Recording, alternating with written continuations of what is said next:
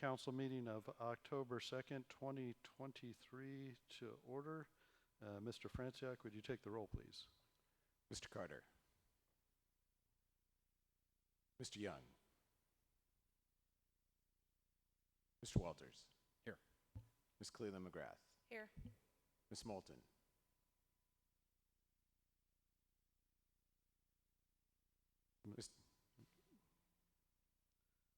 Ms. Moulton, can you hear us? Here. Sorry, technical difficulties. Thank you. Mr. McDougall. Here. Ms. Hubick. Here. Thank you. Would you please join me in the Pledge of Allegiance?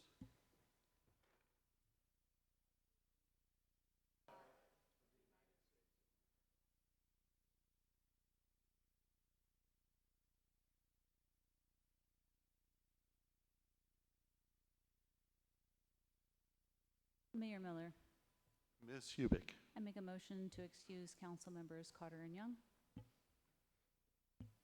Second.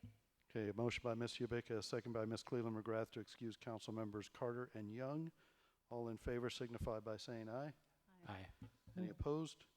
All right, motion carries. On to item 3, which is announcements and committee reports. I've got a few announcements, so I'll try to be brief, but some of them are really good. So I'll go through these quickly.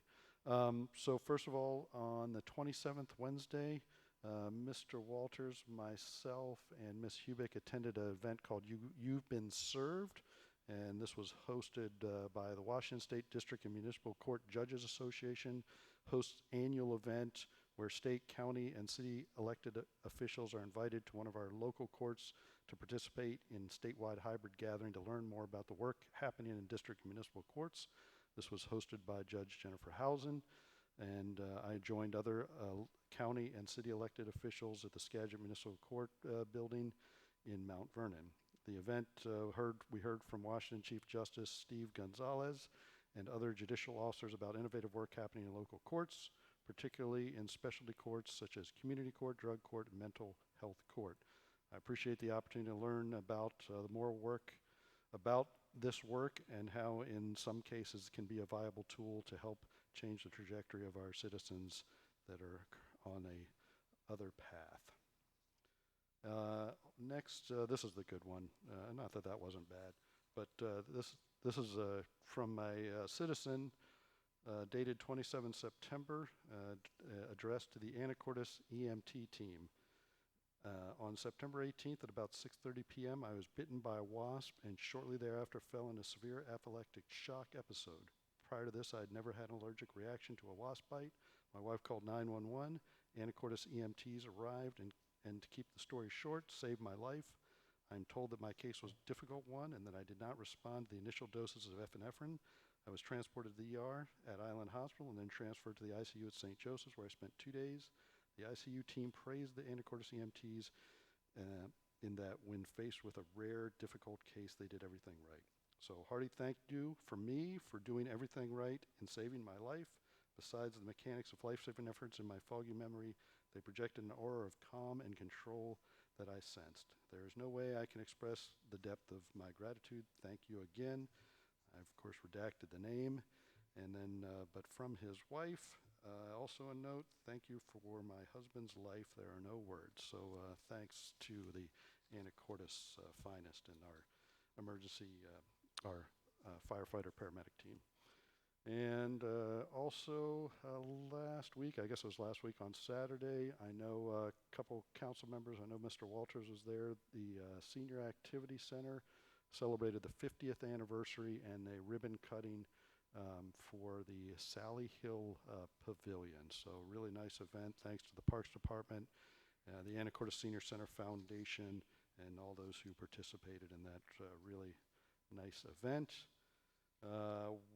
Two more, and earlier today I attended the third or fourth of the 911 Strategic Planning Committee. I chair Skagit 911 Board, and really pleased the direction that Skagit 911 is taking in their strategic planning. And I'll just highlight the mission statement that has come out of that. And it's efficiently and accurately gets the right public safety resources to the right location with uncompromising focus on community and first responders.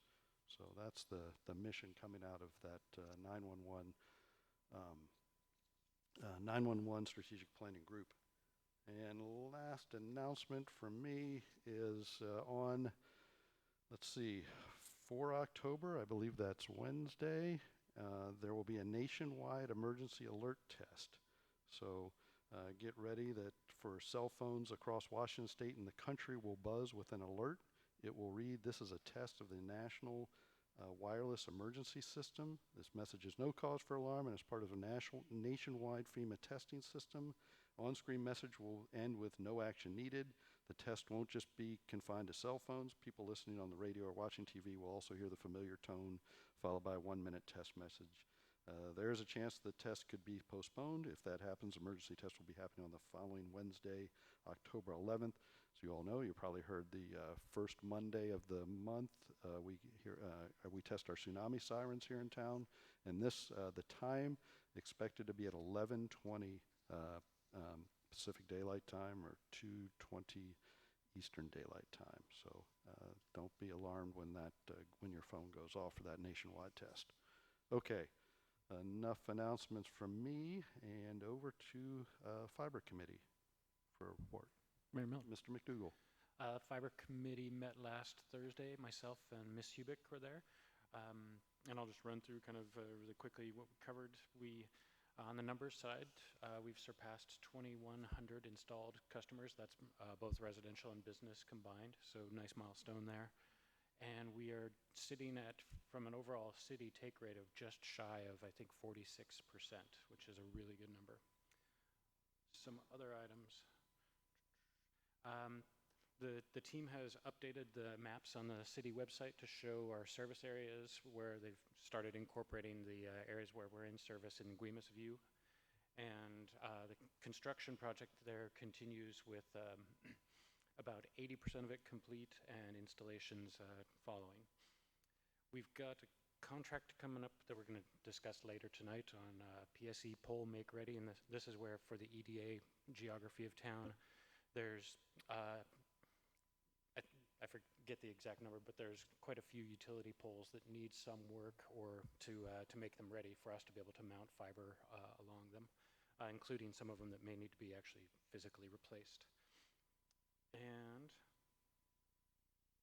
we've also had some discussions about like longer-term financing for the project itself. And given interest rates the way they are right now, we've looked at a few different options, but it kind of feels like an interfund loan for like maybe a 2-year bridge is something that we're looking at pretty closely to see if that's maybe the best thing to do for a couple of years, and then take a look at interest rates when we go out to get other financing after that. And that's primarily it, I think. Anything else? Thank you. Okay, next up is the Housing Affordability and Community Services Committee report. Ms. Cleland McGrath. Yeah, thank you. So on September 27th, we met and had a great meeting for about an hour. Ms. Moulton, Mr. Walters, myself, staff was all there. And we actually had quite a bit of public involvement, and we had a guest speaker, Bill French, who currently serves on our, well, not ours, but the Anacortes Housing Authority Board. So he's been very well involved with some of the challenges, and he is looking into the opportunity of possibly providing a portable shower, sink, toilet, laundry, kind of office storage in a parking lot in downtown Anacortes. It'd be in a permanent building with kind of those services available. It's something we don't have. It's something that we've seen in other communities. So we discussed the fact that the planning department would need to kind of go through where we fall when it comes to our current regulations. And then also I think it's important, or we felt it was important, that we look at some of the other successful programs that exist. There's one in Seattle, the Urban Rest Stop. There's one in Bellingham called the Way Station. And I believe there might be one in Oak Harbor. So just kind of understanding what that programming looks like in conjunction with the actual construction. So that was just kind of an exciting thing that we've got community members who want to try to solve some of those problems. Since he was there, we also talked a little bit about with regards to the Housing Authority and possible other partnerships that we have opportunity for. We own Sharps Corner. There's quite a bit of property there. The Housing Authority may be interested in possibly partnering, not for the whole thing, but for part of it. So exploring some grant opportunities to do some planning for what that would look like. We've got a gas line that goes through that property. We would want to be aware of what that would entail. And then finally, the architect who's working on the Olson building, we got a little bit of an update from the committee level. And it was great to see some designs talking about the first floor, which they want to keep as retail, and then how to do units above. One of the things that they talked about was the fact that if they can put the ADA required units on the main floor, then that would save quite a bit of money to avoid having to have a elevator. But there's still some work to be done, specifically with the engineering and how to secure and maintain the facade on Commercial and 2nd Street, or the Cross Street. I don't know if that's quite the right one, maybe. So we really encourage them that once they've got a little bit more detail and maybe some scope of what the costs will be, to please come to council and make a presentation, because this is really one of those, that was the third project that was going to be benefit that 1/10 of 1%. We've seen the townhomes be built, we've seen the multifamily with early learning be built, and this was our third project that we really wanted to see completed. So on a good, having that architect there to kind of answer questions and give us an update was really great. So that was pretty much the extent of our meeting, and it was a fun one. Okay, next up is Public Works Committee. Mayor Miller. Ms. Moulton. Thank you. The Public Works Committee met at 5 p.m. today. It was Councilmember Walters and I and staff from various Public Works departments. We spoke of the South Fidalgo water system transfer that has been in the works for years, and it is finally going to come to fruition after this was formerly owned by the Skagit PUD, and they completed 3 key projects before we were ready to. This was part of the agreement that they would complete these major projects before we took it over. The projects are complete. They were to cost $1.5 million in 2018, but with inflation, they cost, I believe, significantly more than that. But that will be coming to council for us to accept the transfer of the property later this month. So that's exciting that it will finally be completed. And so we will be directly responsible for those customers on South Fidalgo. Even though they've already been getting our water, it was via the PUD, so now it will be more direct, and customer interactions with their water provider will be absolutely direct too. So that will be a benefit. And as far as financially for the city going forward, it will be basically a net zero. We will receive revenue from the customers, and that will go toward capital improvements and replacements over time. So it's essentially a break even. The next thing we talked about is on our consent agenda.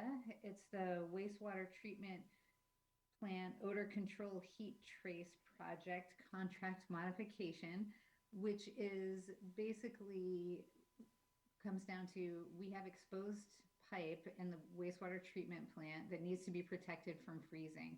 And these, we're doing these on a case-by-case basis, and one was found that needs to be, the insulation needs to be replaced. Basically, the insulation has a 20-year lifespan, and we're 32 years into it. So just replacing them as we go so they don't freeze and break. The big thing we talked about today is also on the agenda. It's our final item, and it's the contract award for the R Avenue Long-Term Improvement Project. So we got a preview of that, and we will hear more from staff on that. It's going to be really interesting and pretty cool, the improvements that will be happening there. The last thing that we had added onto the agenda for today is the availability of electric vehicle charging station grants. Lots of opportunities, lots of money out there to be applied for. So we talked about how we could best go about that as a city, and it would require coordination with the planning department because we need a plan before we ask for money, right? So where would these go? Ideally downtown, for people coming from out of town that we'd love to have spend time downtown where their vehicles are charging. So there will be more discussion on that. Thank you. Thank you. Next up is the Library Committee. Mayor Miller. Mr. McDougall. Library Committee met last Friday. Mr. Carter and myself in attendance. And much of the meeting was spent focused on just reviewing budget items for the coming fiscal year. So line items along the lines of salaries, benefits, office supplies, ops. And wanted to make mention of a big thank you to the Library Foundation, who provide annually $150,000 contribution, which goes to purchasing of library materials, books, ebooks, things like that. Other items in the budget, things like professional services are flat. They look to trim some IT equipment and interfund costs a bit. The biggest jump is in utility services, and that's primarily like the electric bill and the server room having, and the fiber, computer room essentially moved into the library. So those are bumping up the library's utility bill. So I think when it comes time to budget, we might want to discuss, like, is there a way to shift some of that cost or shift some funds to help compensate for that. Other couple quick items. Last week, a new children's librarian came on board, Stacy Paul, and looks like she comes with a wealth of experience, so welcome, Stacy. Other items, the children's remodel is all but complete, and thank you very much to Robert and Sylvia Maxon for their donation to make that happen. And then finally, they've started work with a design firm, Underwood, to start developing plans for a potential teen area remodel. All right, thank you. Any other announcements or committee reports? Okay, we'll move on to item 4. This is public comment. This is an opportunity for any member of public to address the council on anything that is not on our agenda. And I have one member signed up to address the council, Joe Comer. Mayor Miller. Mr. Walters. It appears to me that we might have what could be a fairly lengthy agenda tonight. So I might ask that we limit public comments to individuals for 3 minutes. Okay. Which is our standard. Thank you. So, Mr. Comer, we'll come on up if you're ready to talk to the council.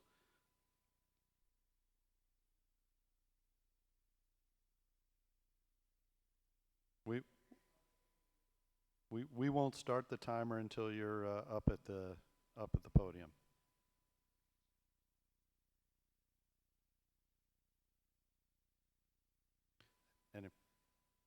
And if you remember for last time, see if you can turn the button on there, make sure the light's on. And okay, just state your name and where you live, and we just need the city. First, I'd like to ask you, do you care? And I mean it. I tell the truth and only tell the truth. And I've given you a table tonight. This is, I didn't write it on the table, but it's for 2020 fire season for Cal Fire, okay? And it stinks to high heaven of corruption. And I'm asking this body to become investigators. In other words, request from Cal Fire, for instance, the last 5 years, copies of all payments to contractors, aircraft contractors, including the details I show here. Let's look at one contract, okay? On the bottom of the page is for a Bell 214 helicopter, all right? It was flown for 40.7 hours, and they paid the guy $914,000. That works out to over $22,000 an hour. This is corruption, folks. For instance, look at contracts on the S64. The one availability charge was $18,950 a day, and the other guy was they paid him $7,000 a day for the same helicopter, same model. You know, this is the type of stuff we need to get. You know, on this table here, I told them the total amount for aircraft was $34 million, all right? In 2022, just the availability charge is over $80 million. See, what my suspicions are, that the Democratic Party is ripping, it's a gold mine for the Democratic Party. They control everything in California. For instance, on one contract they changed the total to pay the contractor from $801,000 to $7,801,000. This is corruption, folks. You know, I'm asking you to get interested in this, because you represent the U.S. taxpayer too. And I'm serious. This is what I'm asking for your help. See, one thing you have, and I don't have, you have respect. And that goes a long way. I can't get my work published. I can't do anything. In California, I'm writing them probably 6 letters to FEMA asking them to investigate. They don't respond.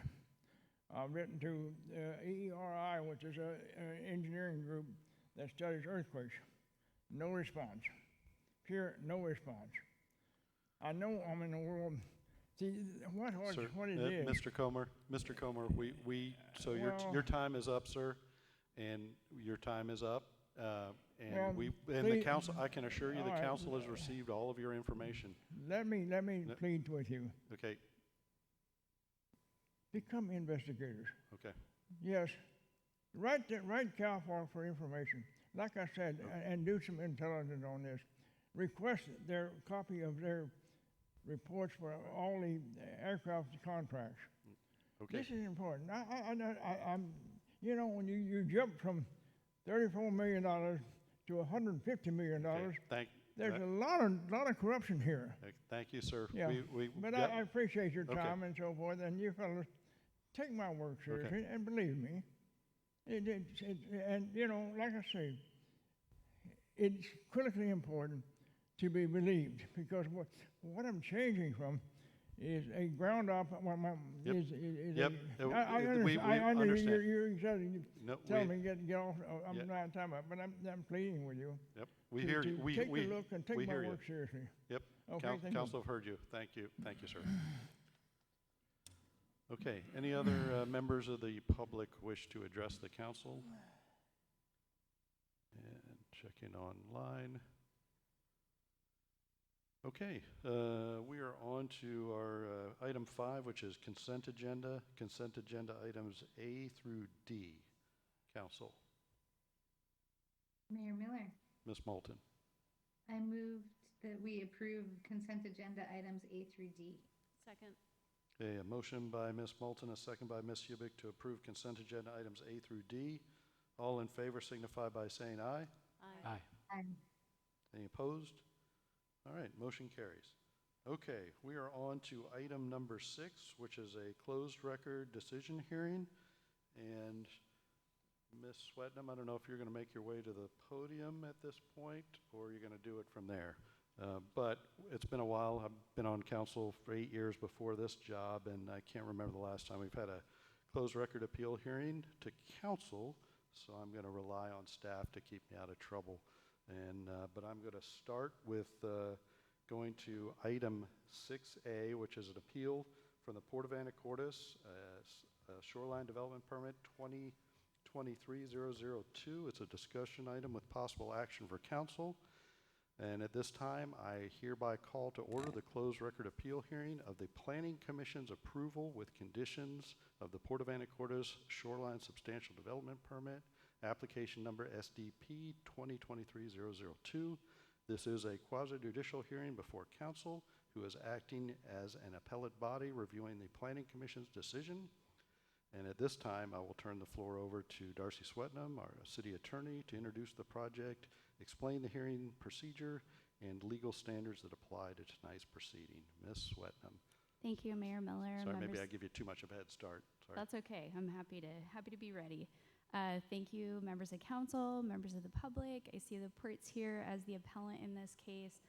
So this is just going to be a brief introduction to kind of lay out the procedural history and the standards that apply and the process for tonight's hearing.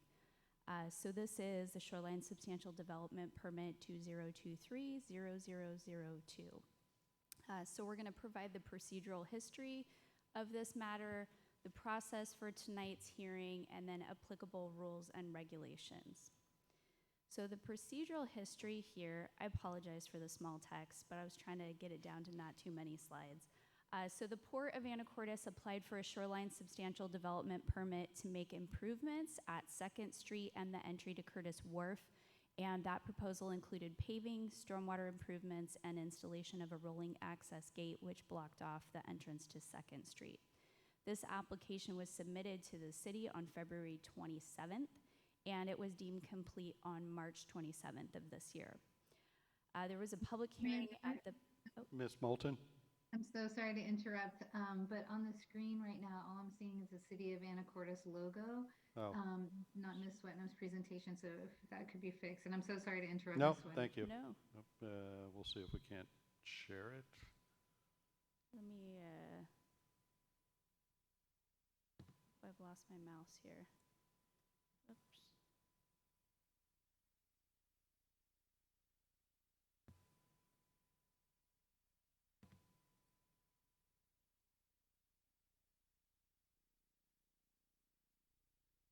Let me see, share screen.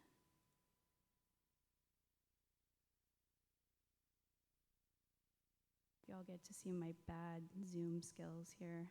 How thank you. about that, Councilmember Moulton? Can you see that? I'm getting a head nod. Yeah. Thank you. Okay, great. Thank you. Okay. All right. So the application was submitted February 27th, deemed complete on March 27th. There was a planning commission public hearing that was opened on May 24th and continued to June 14th. And at that June 14th hearing, the Planning Commission approved the port's application subject to a number of conditions which were recommended by staff. There was a request for reconsideration submitted by the port on July 21st. They submitted an appeal to the City Council on August 23rd. And there was also in there an appeal submitted to the Shorelines Hearings Board on August 1st. Just to kind of show you, this is trying to kind of clarify which of those processes are local appeals and which of those are Shorelines Hearings Board appeals procedures. So you can see locally, June 14th, Planning Commission's decision. July 21st, Port filed a request for reconsideration. August 9th, Planning Commission heard and denied the Port's request for reconsideration. August 23rd, the Port filed their updated appeal to City Council, and tonight on the 2nd, Council is considering the Port's appeal. On the Shorelines Hearing Board side, which is an outside administrative board that hears appeals under the Shoreline Management Act, the Port filed an appeal there on August 1st. There was a pre-hearing conference with the board and the parties on August 23rd, and then tomorrow, actually, there is mediation scheduled with the parties to try to resolve that particular matter. Just so we know what we're talking about, and I apologize to the port, I'm not trying to introduce your project, but I just wanted to give council a visual idea of the area that we're talking about here. So you can see this is 2nd Street, this is O Avenue, and I believe the area in the hatched red is where the port plans to do this project. So for tonight's hearing, So this is a closed record appeal. According to Anacortes Municipal Code, Section 1920.030, Type 3 Planning Commission decisions are appealed to the City Council. The appeal type is a closed record appeal. AMC Section 1920.140 lays out the procedures for closed record appeals, which includes that there is participation by the applicant and any appellant. Facts outside the record or new information is not allowed at this hearing. The standard of review for council to use in evaluating this appeal is whether the decision of the Planning Commission is clearly erroneous. The burden is on the appellant, in this case the port, to demonstrate that the city committed clear error in the Planning Commission's decision. Swearing in is required before any witness testifies, including city staff, and the hearing may be continued if necessary to a later date. So hearing procedures for tonight, step number 1, that's where we are right now. City staff is introducing the project, the appeal, and the applicable standards. Step 2, the mayor will do an appearance of fairness, doctrine, disclosure, and swear the parties in. Next, the port, as the appellant, will get the first opportunity to present their appeal. City staff will then have an opportunity to respond. If the port desires a brief rebuttal, that can be allowed after that. And then finally, City Council can ask questions and deliberate. So tonight, Council has several options in making a decision. Option 1 is to grant the port's appeal. So if based on the arguments that Council heard tonight, you think that there is justification to amend the permit or any of the conditions, the Council can order staff to amend the permit or any of the conditions. Or if there are factual issues that need to be further considered at the Planning Commission level, Council can remand this appeal to the Planning Commission with direction to consider those additional factual issues. Option 2 is to deny the port's appeal, in which case the Planning Commission's decision would stand. Option 3, if you're not ready to make a decision tonight, you can continue the hearing for additional information or additional deliberation. So applicable rules and regulations, I went through this a little bit, but just to give you more clear citations. So this is the table in Section 1920.030 of the Municipal Code that governs what our land use decision processes are. Staff have highlighted that this is a Type 3 Planning Commission decision. It is a shoreline substantial development permit for a project valued at less than $1 million. And you can see here that the local appeal is available to City Council and the appeal hearing type is closed record. Again, here's that chart that lays out the features of a closed record hearing. This last column on the right, the participation is by the applicant, the appellant. Facts are not allowed outside of the record. Standard of review is clearly erroneous and the burden of proof is on the appellant. So in evaluating that standard of review of clearly erroneous, Council needs to ask whether clear error was made at the Planning Commission level. So the guidance on what that means is in order to find the city's action clearly erroneous, Council must be left with the firm and definite conviction that a mistake has been made, i.e. that the Planning Commission made a mistake. The burden of proof is in this case is on the port to demonstrate that that clear error was made. Throwing in kind of the overall legal guidelines here come from shoreline planning and the Shoreline Management Act. The Shoreline Management Act at Chapter 9058 of the Revised Code of Washington governs planning and activity within the state's shorelines. So pursuant to the Shoreline Management Act, the city is required to adopt a shoreline management program, which the city did do in conjunction with the Department of Ecology, and its most recent update was in 2010. The Shoreline Management Program, for the audience, includes a number of goals and policies that describe the city's approach to managing use, development, protection, and restoration of shorelines in the city. It also includes development regulations that apply to development within that shoreline. So the Shoreline Master Program can also incorporate documents by reference, which then have the effect of being part of the program, as the city did in its 2010 update by adopting the 2003 Port of Anacortes integrated approach to marine public access. So the city is bound to follow the regulations in the Shoreline Master Program, and it cannot approve projects that are inconsistent with the requirements of the Shoreline Master Program. So those are my comments setting out the standards for the appeal tonight. Again, I'm just putting this up here just to remind you, you can grant the port's appeal either by ordering staff to amend the permit or remanding the matter to the Planning Commission with directions to consider additional factual issues. You can deny the port's appeal, or you can continue the hearing to a future date for additional information or deliberation. And with that, I am happy to turn it back over to the mayor. Okay, thanks, Ms. Swetnam. All right, so prior to proceeding with the hearing, I'd like to address the appearance of fairness doctrine. The appearance of fairness doctrine is a rule of law requiring government decision makers to conduct quasi-judicial hearings in a way that is fair and unbiased in both appearance and fact by guaranteeing the hearings are procedurally fair and appear to be conducted with impartial decision makers. If any council member answers yes to any of the following three questions, please say so for the record. So I'll read the three questions, and again, reminder that it's a quasi-judicial hearing.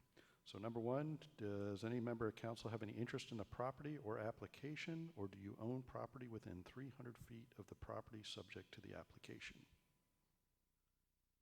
And okay, that's a no. Number two, do you stand to gain or lose any financial benefit as a result of the outcome of the hearing?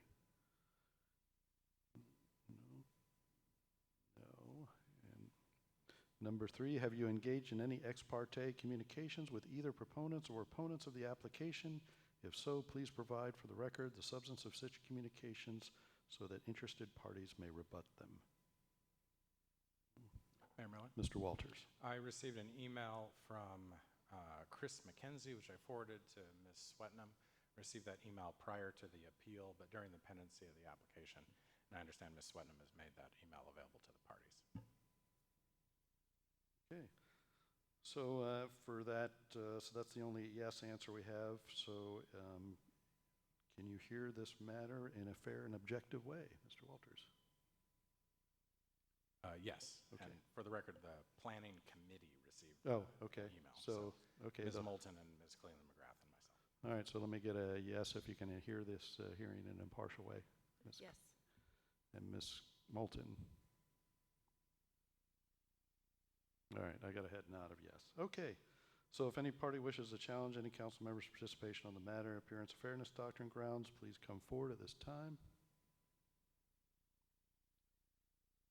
All right, we're going to, at this time, ask each participant who plans to speak tonight, including appellants and city staff. So anybody who's going to speak tonight, I got to swear you in. So please stand and raise your right hand. So anybody, so I got city staff there. All right, thank you. And all right, do each of you swear or affirm to tell the truth of the testimony that you try to tell the truth in the testimony that you give? Okay, that's it. Be seated, please. All right, we'll start tonight's hearing with the appellant's presentation of its appeal.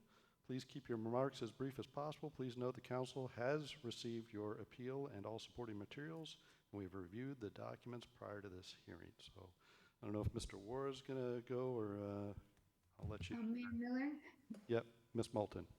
Hey, sorry again to interrupt, but we're having video issues with Zoom. So I think that some of the general public. Stop sharing is what we need to do. Thank you. Good catch. You know what? I don't know. So I received an email from our IT person, Mitchell, who records these. And so right now, again, it's just the City of Anacortes logo. He suggested, and I think this is kind of a PSA, is to pull up the live stream on the city website to get all the video input because the connection in Chambers is poor, which is why we've lost the camera inputs on Zoom.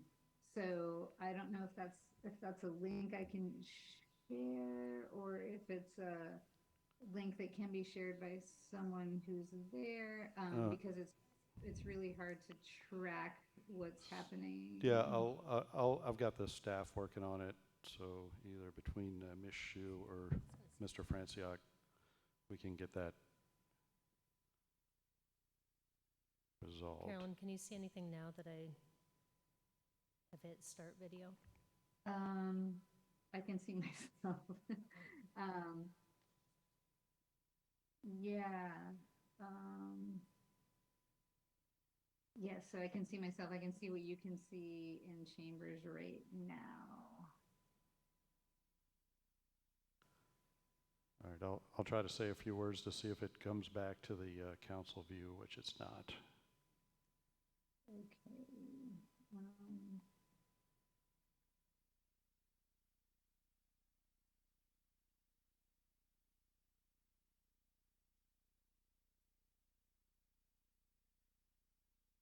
All right, we'll give it a couple of minutes here.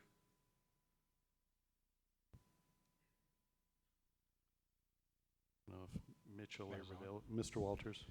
While we're trying to resolve this problem with video, I might submit that we would allow remote participation of council members telephonically with no video at all. So if the audio continues to work, we should still be able to proceed with the hearing. Right, it's hard for people at home to see what's being presented also if they're like PowerPoints and stuff. I just think this is such an important meeting and such an important topic that it's one that we want the most possible people to be able to see, obviously. And it looks like we've got the chamber video back up. So It's up. okay. Thank you. Thank you for that. Okay, we're going to start with the appellant. Sorry for that delay. And if you could introduce yourself, I would appreciate it. Yes, good evening, everyone. My name is Tim Schermetzler. I'm an attorney representing the Port of Anacortes, 1500 Railroad Avenue, Bellingham, Washington. I'll make my remarks brief because the city has received our written materials, but I do want to point out a few highlights and draw council's attention to that. Starting off just with a bit more on the procedural background. The project, which port staff will address more in detail later in the port's presentation, is for street improvements, construction of stormwater infrastructure, and construction of a security fence largely.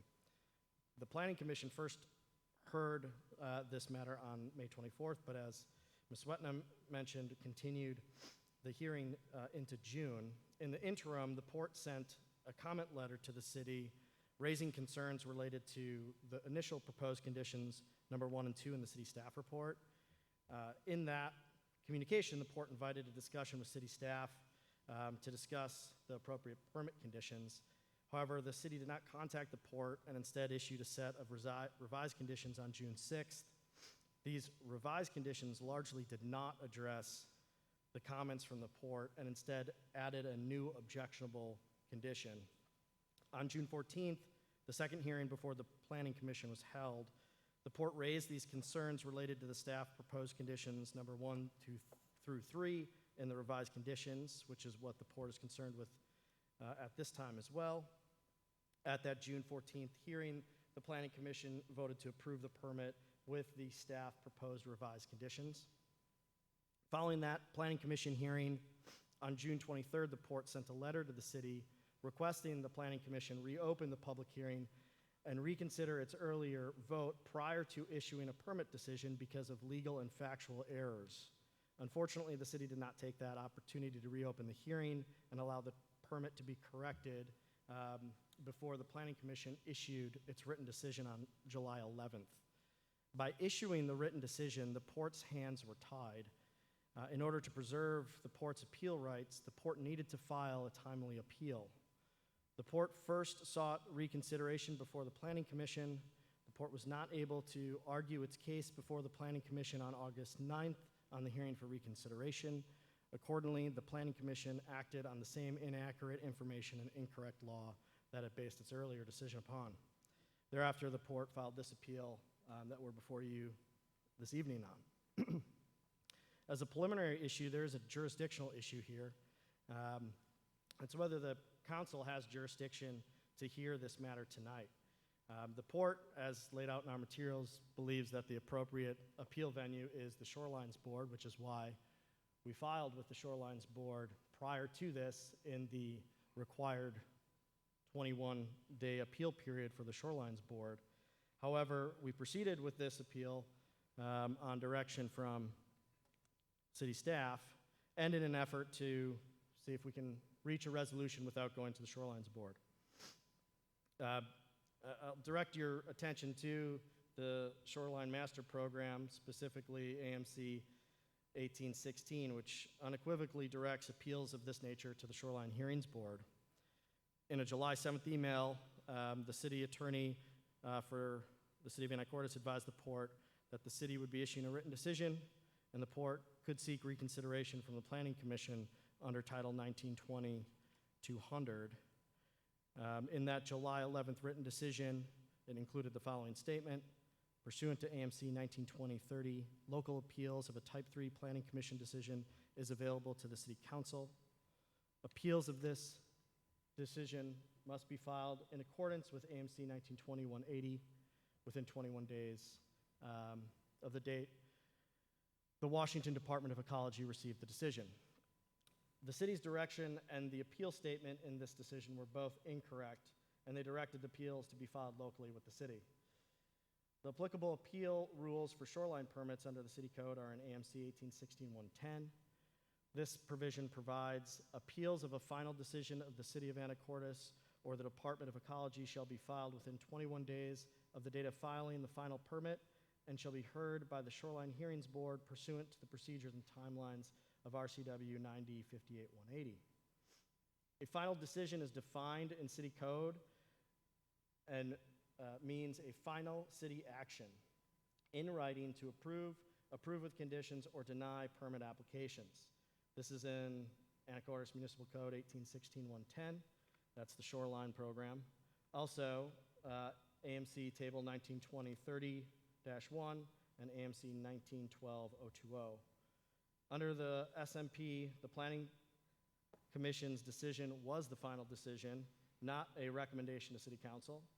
AMC 1816-100 incorporates by reference AMC 1920-30 for the purposes of identifying the party authorized to approve with conditions, or deny shoreline permits.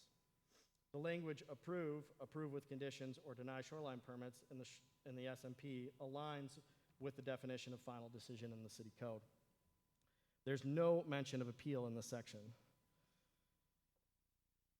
The city argues appeals are governed by Title 1920 in the Anacortes Municipal Code. However, 1920 does not apply because specifically that code does not incorporate by reference the Shoreline Master Program, Chapter 1816 AMC. Also, AMC 1816-110, the provision of the Shoreline Master Program that discusses appeals, does not incorporate by reference Section 1920 of the Anacortes Municipal Code. Further, pursuant to AMC 1912-060, supremacy, in the event of a conflict between the provisions of Title 19 AMC and the Shoreline Master Program, AMC 1816 and the SMP controls. Clearly, AMC 1816-110 provides that appeals must go to the Shoreline Hearings Board, not under 1920. In the city's materials that were provided on Friday in response to this, the city points out a provision in the Anacortes Municipal Code that concerns the authority to enter and make decisions on permits. This is AMC 1816-100. However, this is about the decision maker, not the appeal body. The appeal body is provided in the following section, which clearly indicates the Shoreline Hearings Board. So you might ask yourself why we're still here tonight if the port doesn't think that this is the correct appeal body. The reason for that is because the port was directed by the city council or city attorney that this was the right procedure. And the Shoreline Master Program lays out very specific timelines that a party needs to comply and appeal. And if the port didn't follow the right timelines, they'd lose their appeal rights. So in the abundance of caution, we filed with the city and we filed with the Shoreline's Hearing Board because we didn't want to miss our appeal. And where it stands procedurally right now, this is kind of the last stop for the city appeal process.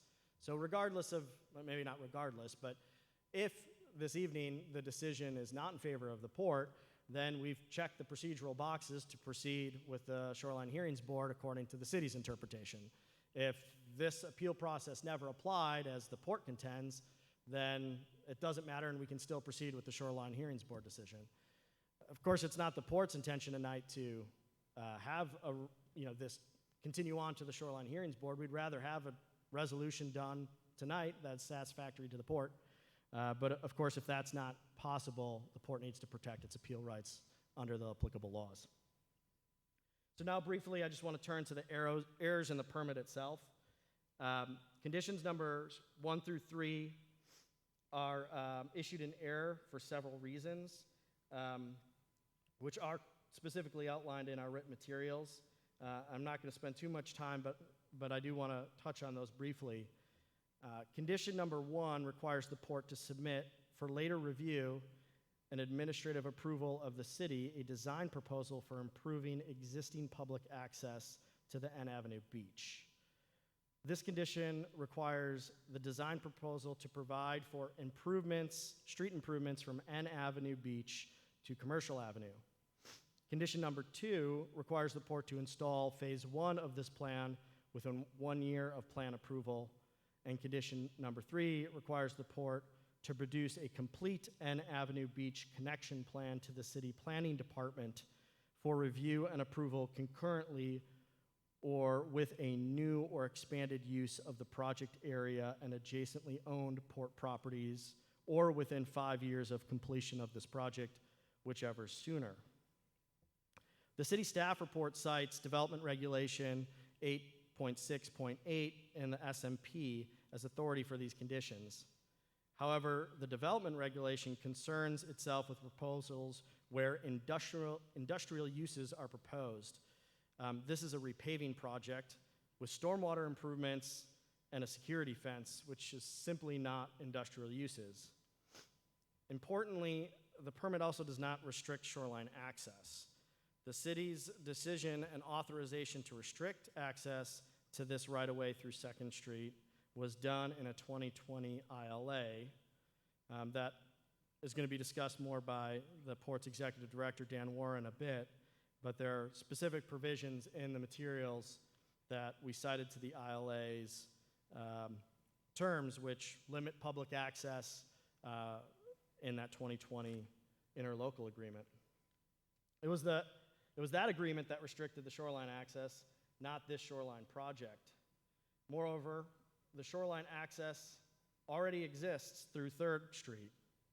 The conditions do not require the port to create a shoreline access. Rather, these conditions appear to require the port to make street improvements along with the existing access.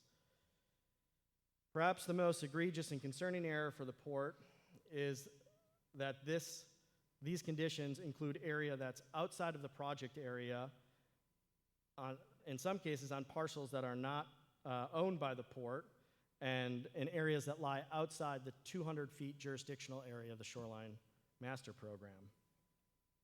The city's Shoreline Master Program states, the shoreline includes waters within the city limits, together with lands underlying them, and lands extending landward 200 feet in all directions as measured on a horizontal plane from the ordinary high water mark, together with any associated wetlands.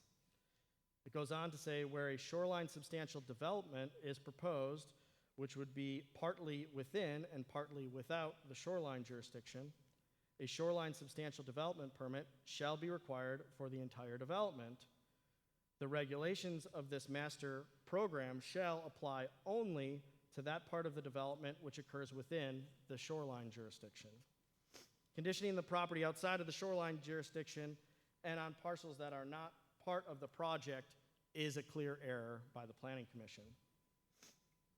Indeed, if such a condition were to survive, the 200-foot shoreline jurisdictional area would be rendered meaningless. Moreover, these conditions inappropriately delegate the authority of the Planning Commission to city staff to later alter the permit conditions.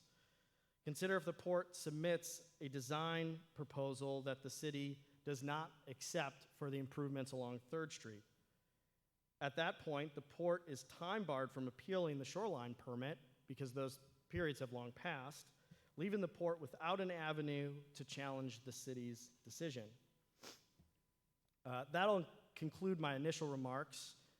Kevin Anderson from the port is going to speak now with more details of the project, and he'll be followed by the Executive Director of the Port, Dan Wara, and then I'll wrap up with some final remarks and any questions.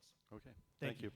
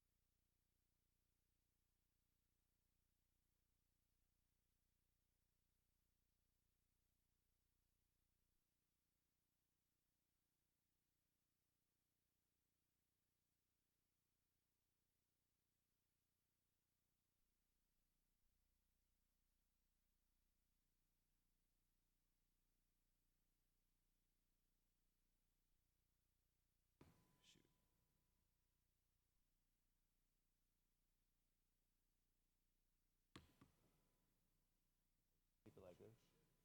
Share my screen.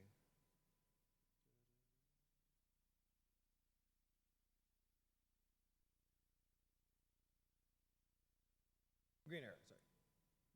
Teams user.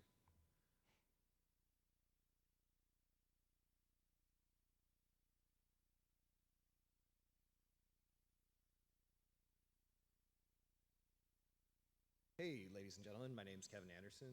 I work at the Port of Anacortes in the Planning, Properties, and Environment Department. I'm the environmental specialist, but I also help with permitting things. That's what we're here to talk about.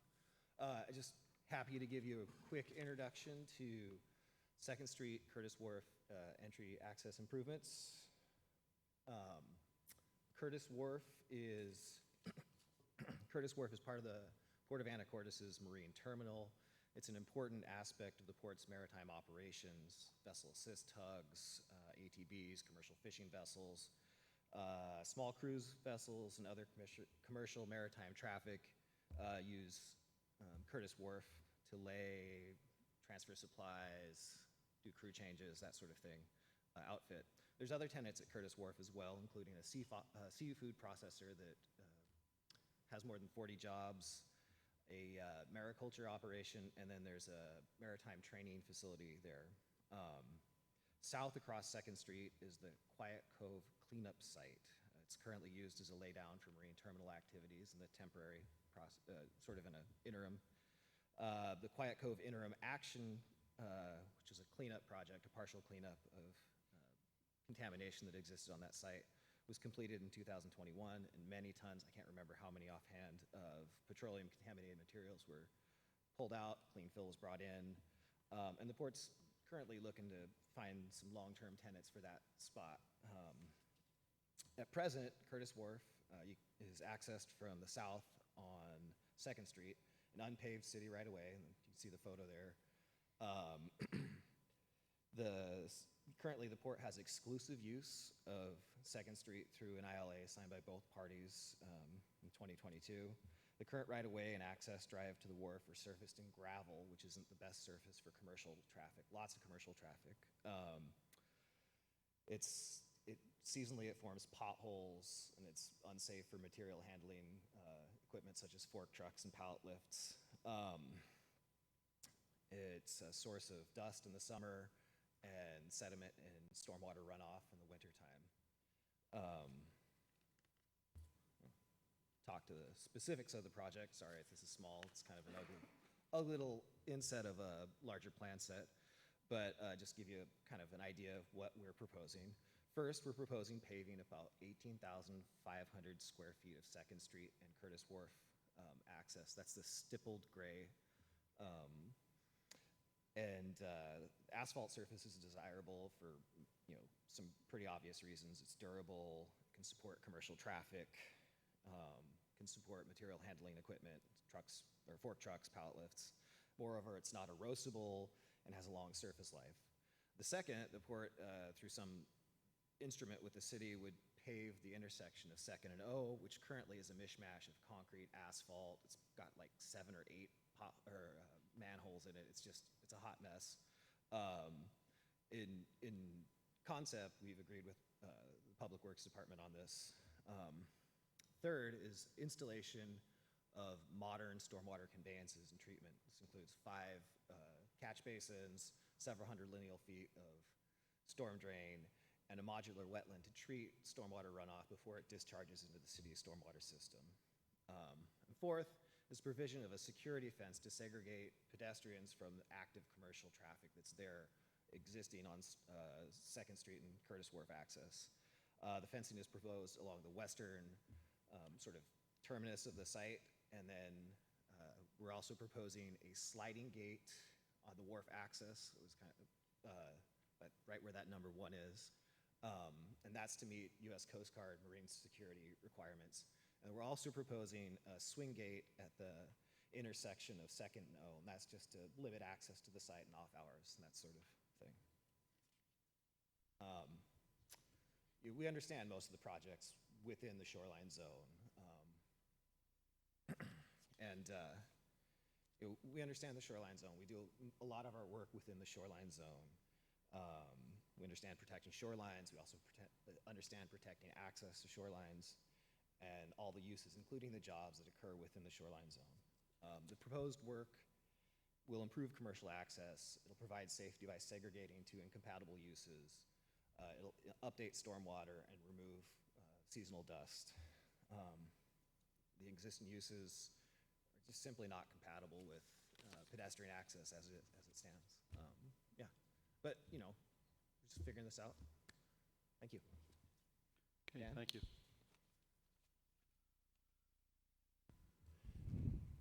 I don't have any slides. You want me to keep this up, or should we? I think we should probably bring it down so viewers can see you. Okay. There we go. Thank you.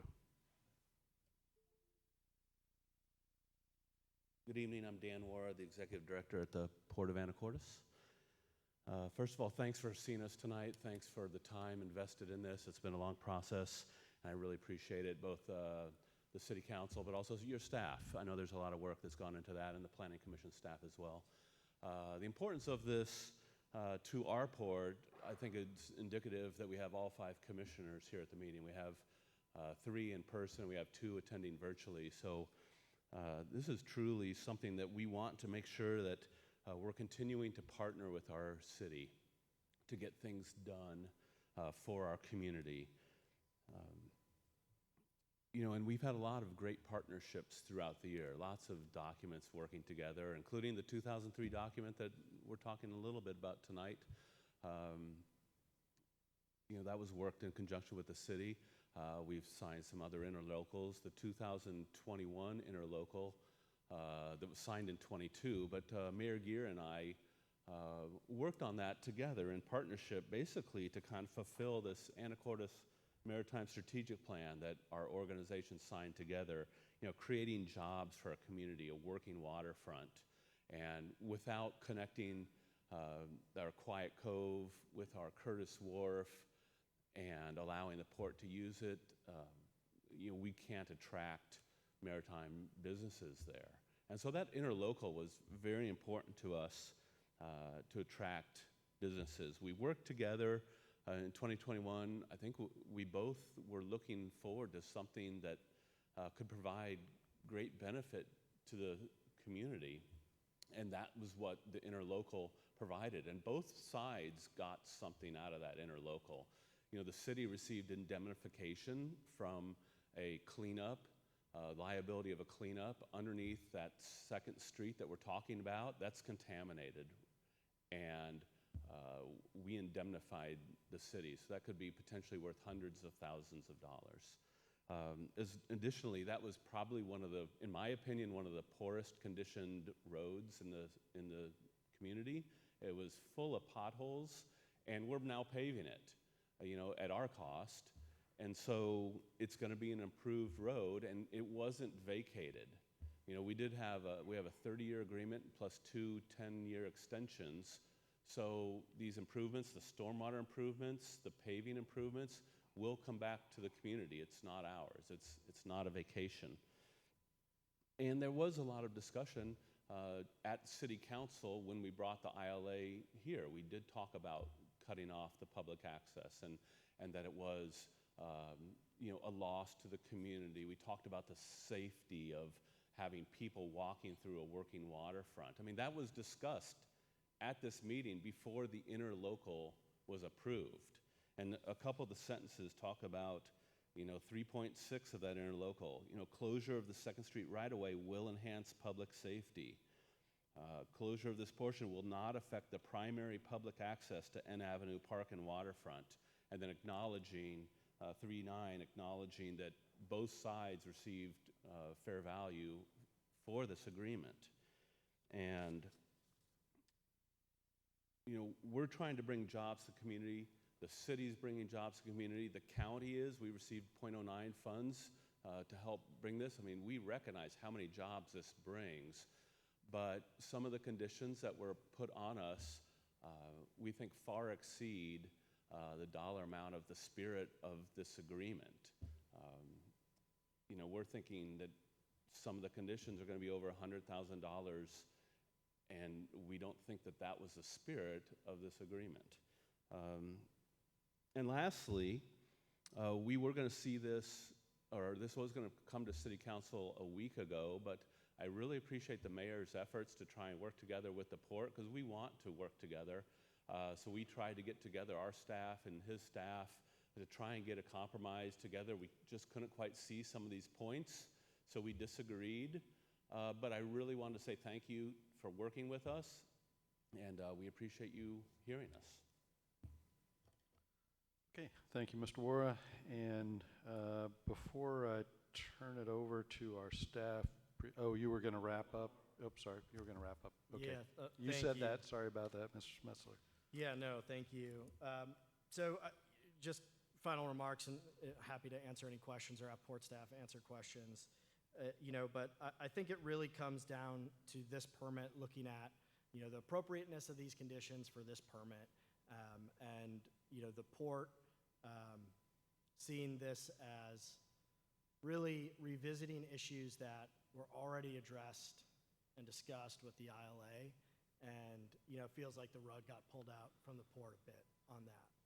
And, there's other opportunities to make street improvements along this area, which are, in large part even noted in the conditions themselves. The condition 3 talks about if there's a development plan for these properties along 3rd Avenue, that would trigger making street improvements.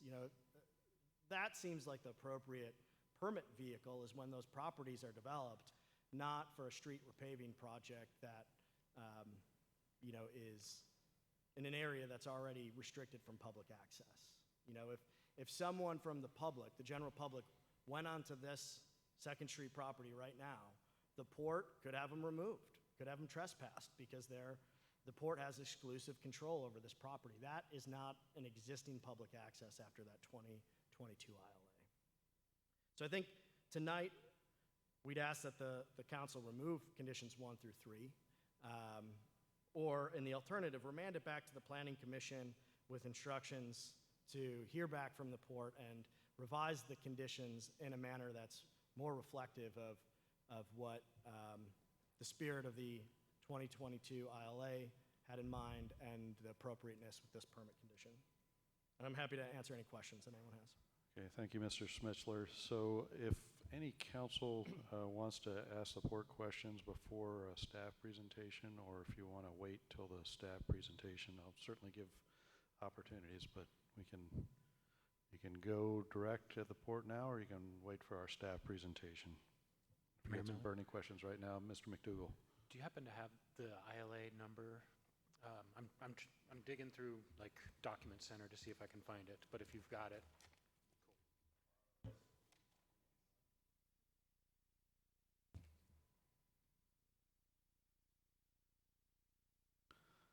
Okay, so you're ready for staff presentation? And then, unless, was there something that you wanted to ask out of there, Mr. McDougall? Okay. All right. Okay, and again, certainly Mr. Messer will give you an opportunity to rebuttal, and staff, Ms. Swetnam. Okay, thank you, Mayor Miller. Thank you to the port for laying out information about the projects and the arguments on appeal. First of all, I want to say I'm not going to go through all of the staff responses to the specific points raised by the port. I want to make sure that everybody got Ms. Pollard's document with the updated version of the packet that had the specific responses to each of the items raised on appeal. Okay, perfect, because I think she did a great job from staff's perspective of connecting each of the arguments with the specific provisions that apply. But I do want to talk kind of generally about the appeal and some of the things that you've heard today. First of all, I just want to remind council that your standard of review is whether clear error was made. It's not if you disagree or you might have decided differently if you were sitting in the Planning Commission's shoes. It's whether there was a clear error that was made. And it is a requirement for the port to create that impression that a clear error was made in order to find in the port's favor on this appeal. First of all, I noted some confused looks about the introductory comments from Mr. Schermetzler about the procedure for the appeal. And I just want to point out that a lot of this is about the definition of what a final decision is. Certainly there are procedural regulations in Title 18. There are more procedural regulations in Title 19, which is our Unified Development Regulation chapter, where we consolidated and incorporated all of the process for all of our land use decisions. But the definition that Mr. Schermetzler read you for final decision came from Title 19, but the decision that staff have followed for these types of shoreline decisions comes from WAC 17327, and that says that a final decision by a local government is when all of the local administrative appeals related to the permit have concluded or the opportunity to initiate such appeal has lapsed. So that was why staff felt like there were still local administrative appeals that needed to be pursued before going to the Shorelines Hearings Board. Maybe not a relevant point, but just to make sure that council understands that's why we went down that path. Here we are dealing with this appeal while also dealing with the Shorelines Hearings Board, and that's fine. I certainly understand Mr. Schermetzler's point that if they do not prevail at tonight's appeal hearing, then the port has preserved its opportunity to pursue the appeal at the Shorelines Hearings Board. So to kind of set the tone here a little bit, I think that this is about a disagreement between the port and the city about whether the port needs to provide alternative public access through the closure of 2nd Street pursuant to the Shoreline Substantial Development Permit that was granted to them to improve 2nd Street and Curtis Wharf area. The city's position has been that the Shoreline Master Program requires public access improvements when public beach access is closed. Ms. Pollard did a really nice job in her report of laying out the areas where the SMP touches on public access, but there's an entire chapter on public access. Throughout the plan, it underscores the importance of preserving public access, or when that can't be preserved, providing alternative ways for the public to be able to access beaches and shorelines. So the city is really not in a position to be able to waive those requirements. If the city were to do that, we would be in violation of the city's Shoreline Master Program, and that would be a liability for the city in and of itself. I think that I really want to make sure that the city understands that the port, in anticipating future development in the shoreline, adopted a plan for how to mitigate disruptions to public access, and that was the 2003 Integrated Approach to Marine Public Access. That plan goes through specific development plans that the port has, including the project that is one component of which is before you today, which is the development of the Curtis Wharf area. And they specifically mapped out how to provide that required public access. That plan was then, through a very public process that happened at the city with the update to the Shoreline Master Program, integrated by reference, and it became part of the city's Shoreline Master Program. So in essence, this plan became a roadmap for how the city would look at public access questions for future port development. And I would like to point out that that plan included the specific improvements that we're talking about to 3rd Street and O Avenue. So, the port specifically selected that area as a place where improvements to public access would be appropriate during the development of the 2nd Street Curtis Wharf area. So to go back to these specific conditions, in response to port feedback, staff recommended conditions 1 through 3, all of which deal with these public access alternatives. So with 2nd Street closed, alternative path is for people to, instead of going 2nd Street to the beach, it's to walk a block south on O Avenue, then turn right and walk a block west on 3rd Street to access the N Avenue Park from the south. So the first condition that staff recommended that was adopted by the Planning Commission required improvements to this path. And the 3 components that are in that condition are that the port needs to do some landscaping, that the port needs to put up wayfinding signs, and that there needs to be some beautification of the view obscuring fence that is along port property. From discussions with staff and the mayor, I cannot understand how those simple improvements could cost $100,000, but that's all that condition requires the port to do at this point, and they have a year to do it. So condition number 2 gives the port 1 year to complete those improvements. Again, landscaping, wayfinding, and some sort of improvement to the visual appearance of that fence. Condition 3 says that the more involved improvements that the port adopted in its 2003 Integrated Approach Plan would come with later development.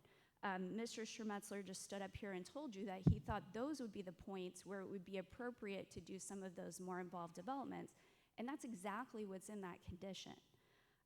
So, the 5 years, 5 years or when development happens is when there would be some requirement to do anything more than landscaping, signs, and some beautification. So the reason why the conditions were drafted the way that they were was that staff was trying to provide the port with maximum flexibility.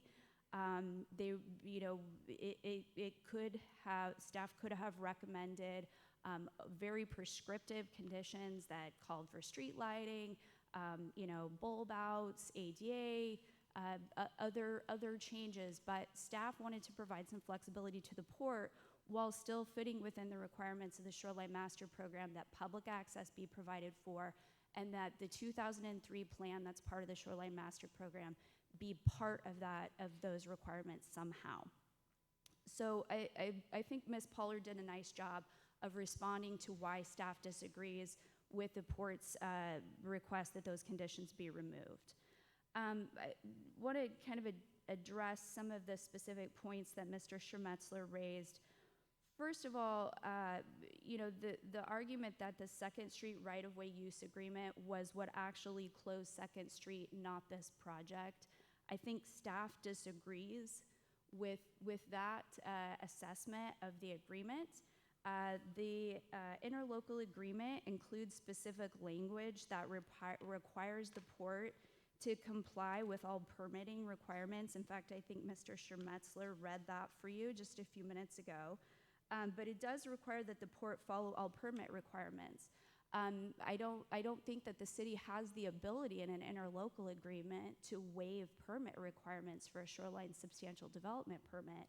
And if it was the intention of the parties at the time to have that agreement be what closed off public access, then there would have had to have been some kind of permitting process or some provision for alternative access at that point, and there wasn't.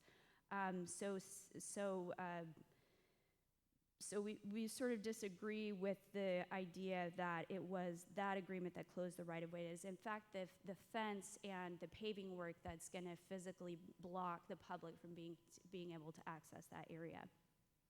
Mr. Schmutzler also brought up the point that this project doesn't trigger the development regulations that were cited in the staff report because this isn't an industrial use.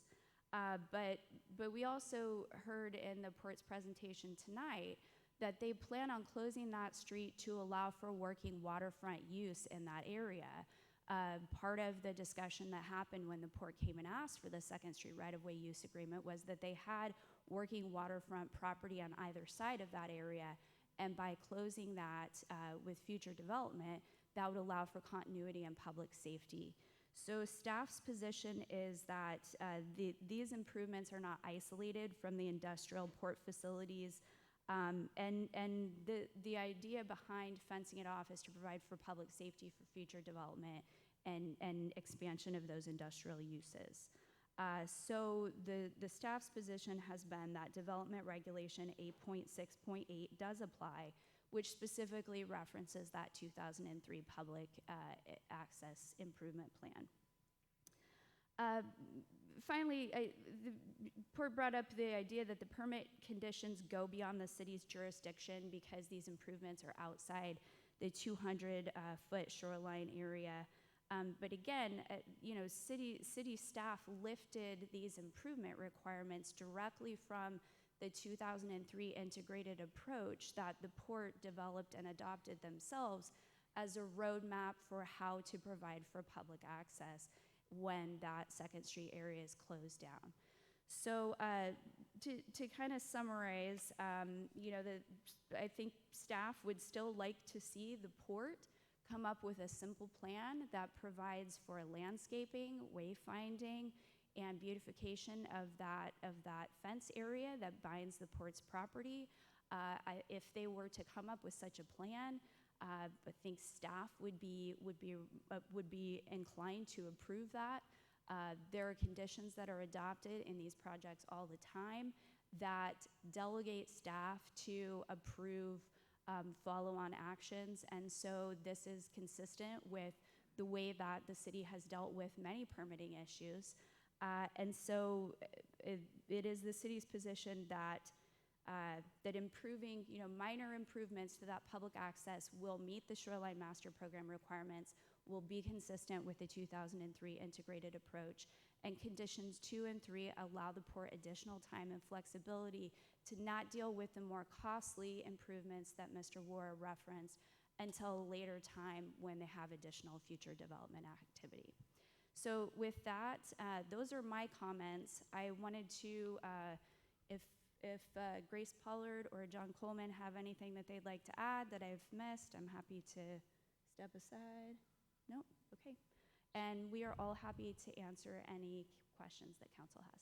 Okay, sounds like you summarized all the staff position, and so council, if you've got any questions for city staff at this point, or again, I'm going to give the port an opportunity to for a little rebuttal, and then you can wait till then, or if you want to. Mayor Miller. Mr. Walters. Ms. Swetnam, you suggested that it was relevant to this inquiry as to whether or not it was the 2022 ILA or the proposed shoreline use or development here that closes off access to the beach. Why is it relevant which one closes off access? Is there a shoreline master plan policy that says when you close off access, you must provide alternative access? That's correct. And right. Can you identify that number? Yes, I can. Perhaps, I don't know if Ms. Pollard has that at her fingertips. I think that was addressed in the staff report.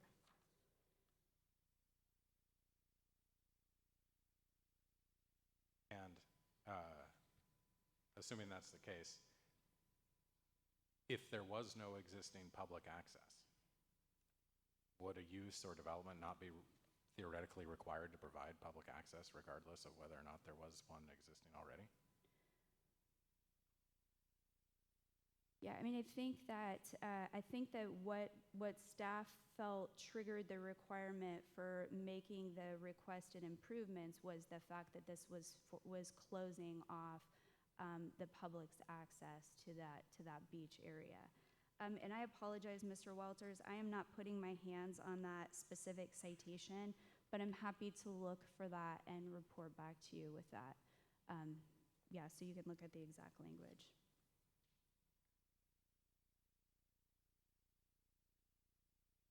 Okay, council, any other questions for city staff? Okay, so Thank you. we'll finally like to give the appellant a few minutes if the port wishes to rebut any of the comments from the city. Yeah, good evening again.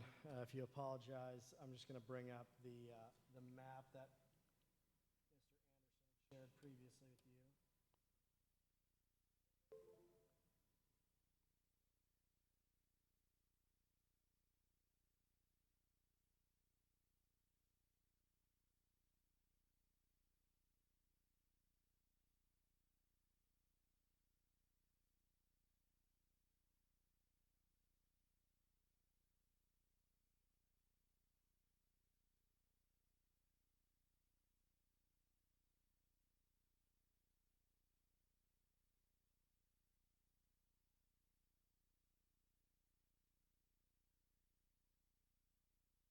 So I think what's critical for the council to understand, and I think what signifies the clear error here, or one of the clear errors here, is the extent that the Shoreline Master Program, the SMP, is governing jurisdictionally areas within 200 feet of the shoreline. That's what the SMP specifically limits its jurisdiction to in the plain language of the SMP, and what the other laws related to it, the Shoreline Management Act, all talk about that 200-foot area. And that 200-foot area is signified in kind of the blue dashed lines.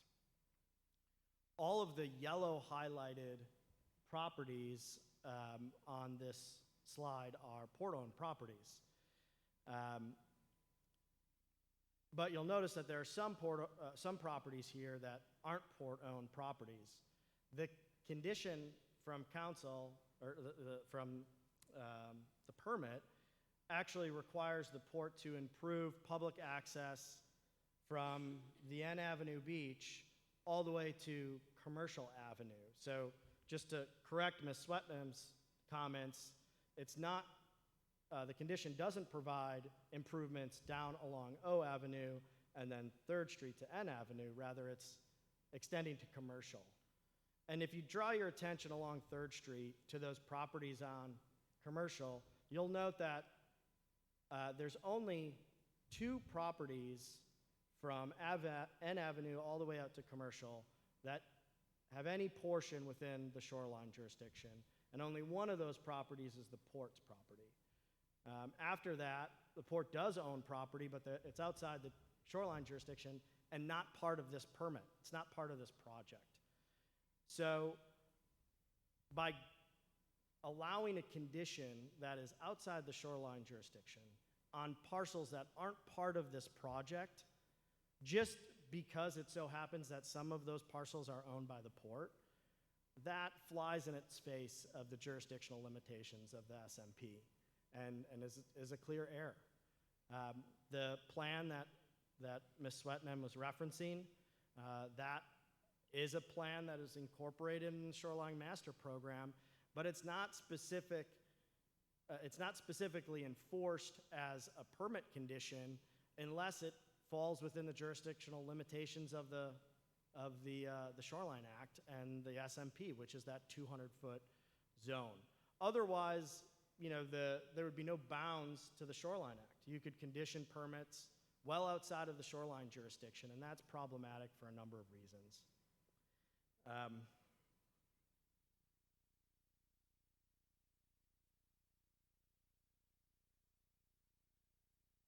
And then I just want to address a question from Councilman Walters that, and make sure I understood his question correctly. You had asked about the ILA versus the Shoreline Act, and if the ILA did close off access, then wouldn't that still require an alternative access under the Shoreline Act? Is that the summary of your question correctly? Mr. Walters. My question is, why is it relevant? What is the instrument that causes the cutoff of access? Because in some scenarios, people have property adjacent to shorelines. There is no existing public access, and they are required to affirmatively provide public access where it doesn't already exist. Yeah, thank you for that clarification. I think it is important what it is that cuts off access, because the SMP regulates shoreline development, not other activities. The ILA was not shoreline development. So that agreement is what cut off shoreline access. The proposed development in front of you didn't cut off access. Again, the point that I made right before closing my remarks is, as it stands right now, if a member of the public went onto that section of 2nd Street that's closed off, the port could trespass them. They have exclusive use and control of that property. That is preventing public access right now. Just the existence of the ILA, the port has legal authority to control that area and cut off public access. That ILA was not development and didn't trigger the Shoreline Master Program provisions to provide an alternative access. So it's the port's position that if alternative access, and rather improving an existing alternative access, because there's already access on 3rd Street, it's not creating a new one, but if doing those street improvements were a condition that should have been negotiated at the time of the ILA, that just frankly has came and gone, and as Mr. Warrer pointed out, there's a lot of other consideration that was exchanged between the parties, a lot of benefit to the public in that agreement outside of this street improvements that, you know, are really being inappropriately addressed through a shoreline permit at this time. Thank you. Okay, thank you very much, Mr. Schmetzler. And so now it's time for council if you want to ask any questions of any of the parties, deliberate on the appeal. In fact, I might have Ms. Swetnam maybe bring up that slide that shows which council actions are appropriate at this point. But again, council will either make a decision tonight on this matter, postpone the deliberations to or decision till a later date. So over to council, and well, Ms. Swetnam's pulling that up. And Mayor Miller, Ms. Swetnam. can I just talked with Grace Pollard, and it's Development Regulation 7.4.1 and 7.4.2, subsection B, that specifically talks about the closure of public access triggering some of these alternative access requirements.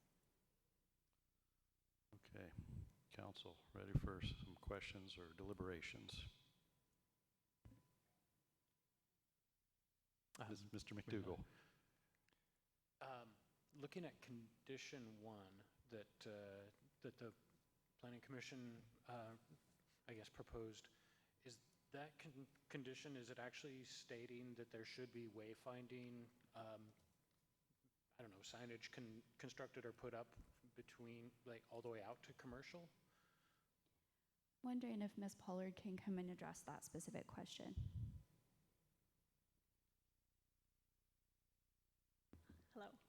Condition number 1 does not specify where wayfinding shall be located. The reference to the 2003 plan was an emphasis on the 2 blocks from Commercial to an avenue on 3rd Street. And so that is expected to be where, routing people to the primary path to an Avenue Beach would be on 3rd Street from Commercial in the 2 blocks.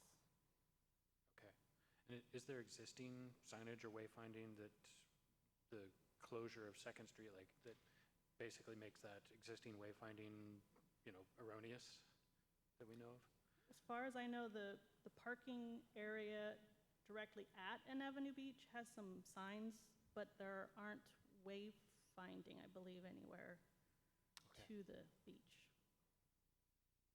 Okay, thanks. Mayor Miller? Mr. Walters? I have a question for the port or counsel for the port. Condition number 1, which seems to be the primary one at issue here, requires an alternative public access improvement plan. That's in capital letters, which implies that that's a proper noun, a thing that exists, but I think I'm reading that it really isn't. It's a proposed new term for a new public access improvement plan. So I'd like your comment on that. But also, the condition seems to suggest that that plan would put in some street trees, some pedestrian scale lighting, some public art, which I think all technically are street improvements, but usually when you say street improvements, I think paving and sidewalks and those kinds of things. But we're not talking about that. Is that right? I guess this is part of the concern is there's ambiguity in these conditions as they exist, right? Even the things that are mentioned in condition 1 aren't, these are the things that need to be in the plan. It's a reference to things that may be in the plan. Hopefully you can all, I think it's really important to look at condition 1 in the revised recommendations dated June 6, 2023. But it does specifically provide for wayfinding and improvements to the pedestrian link between Commercial Avenue and Gwemmes Channel at the N Avenue Beach. And then consideration should improve such items as landscaping, aesthetic treatment to port-owned privacy fencing along 3rd Street adjacent to the public sidewalk by way of additional landscaping, art installations, or similar proposed effects approved by the Planning, Community, and Economic Development Department. And I think that's what's problematic here too is, and I mentioned this in my initial remarks, conditions 1, 2, and 3, when they're read together, really tells the port, hey port, come up with a plan and submit it to the city planning department for us to review, and we're going to tell you if it's good or not. My question is, because I'm a lawyer and I'm a paid paranoid, what happens if it's not good enough? And for me, I look at this and say, well, if it's not good enough, what appeal rights do the port have? The appeal period would have passed on this permit already. So how do we challenge that? How do we engage the city to, resolve a disagreement in that to be proposed plan? If these were items, these improvements along 3rd Street were items that the city felt like needed to be addressed as a permit condition, there should have been some request for additional information, some more discussion and work between the city and the port during the permit crafting time to craft a permit condition that there would be no ambiguities about. That wouldn't require, this to be approved later in time plan by the city planning department. I think, and I've noted this in my materials, what's also problematic about that is under the city code, it's the city planning commission that has the authority to condition a shoreline permit. But this condition, well, conditions 1, 2, and 3 really say, we're going to take that discretion away from the planning commission and we're going to let planning staff, decide what kind of improvements are in this permit. And again, I think that's it's a problematic precedent to set in these kind of permits. If there are specific conditions that should have been included with this regard, the city and the port could have engaged and came to either a resolution before the permit was issued, or the city should have dictated what conditions it thought appropriately mitigate for this access, and then if the port had a concern about those specific conditions, we could have addressed it. But here, it just leaves it open-ended. I appreciate your concern. I think the city does things like this, imposes conditions, you bring us a plan later fairly often. I've always been a little uncomfortable with that. It's not just the city that does it, though, other jurisdictions as well. I wonder, though, since we are maybe talking about something that could be relatively minor, could we stay these proceedings and have you come up with a plan that you would submit to us for approval for modification of these conditions? That's an idea. I think what is complicated now is the fact that we're going into a mediation tomorrow. You know, perhaps that mediation could come up with a plan that could get presented to this body for consideration. But if not, then the Shoreline Hearings Board further litigation timelines start to tick off. You know, October, don't quote me on this, but I believe October 13th is the start of the briefing deadlines for that appeal, and the port, at least the direction that's been given to me at this point, is to proceed with that path. So I'm not saying no, I'm saying we're at a little uncharted territory right now. I think if tomorrow the parties are able to reach a resolution, I think that is an available pathway, yes. It seems to me that there are no Shoreline Hearings Board timelines until we have completed our work here, though. I mean, I read your argument about the final decision being the decision of the Planning Commission, but I think Ms. Swetnam is right about that it's the final decision under the WAC is not until all local administrative appeals have been exhausted. And I'd actually brought that up as well before she mentioned that. So if council agrees with that point, there are no Shoreline Hearings Board timelines yet until we render our decision. And the port, if that's the decision, the port may still challenge that in front of the Shoreline Hearings Board. Sure. So, if the Shoreline Hearing Board agrees with the city's position, then that appeal gets dismissed until a resolution is brought here, and then we just start that process over again. And I don't think that's what any of the parties involved want to do. We want to, the port and the city, as Mr. Wara had mentioned earlier, is working to try to find a resolution to this. I think there's concerns from a port standpoint about imposing shoreline conditions that, create a bad precedent for the future. And it's not just this project, but it's other projects that could be affected if there's conditions that allow, or rather force a party to do work outside of the shoreline jurisdiction on properties that aren't part of the project proposal. That is concerning to the port. So if those kind of things can be addressed in a revised permit, there's opportunities, I think, to resolve this. The question is, what's the correct process to get there? And I don't know the answer because, like I said, this is a little bit uncharted waters. Question for our staff. Is there any real purpose in us deciding this matter tonight if mediation is tomorrow? No, there isn't. Council, one of the options, again, is to continue the hearing for additional information and deliberation. And if you wanted to continue this hearing to see what the outcome is of the mediation tomorrow, it wouldn't be my recommendation to council that you feel hamstrung by what city staff believes is misinterpretation of the procedural rules that relate to the Shoreline Hearings Board jurisdiction. So it's totally reasonable if council thinks that you want to wait and see what happens with the mediation tomorrow, then we can provide council with an update on how that goes and come back to continue the hearing next week. Are we likely to have an outcome by next week? Well, we have mediation scheduled all day tomorrow. Okay. So I think that provides a really good opportunity. The mediator has talked with both parties and seems to really be looking for creative solutions. And I think from staff's perspective, we're hopeful that there is such a solution out there. So, Ms. Cleland McGrath. Yeah, thank you. So there's been a lot of talk about, I've got one question for you, and then Sure. I've got a couple more things to say. There's been a lot of discussion about these improvements, but I've yet to see, there was a reference about 3rd Street and going from N Avenue all the way to Commercial and needing a full improvement for those 2 blocks.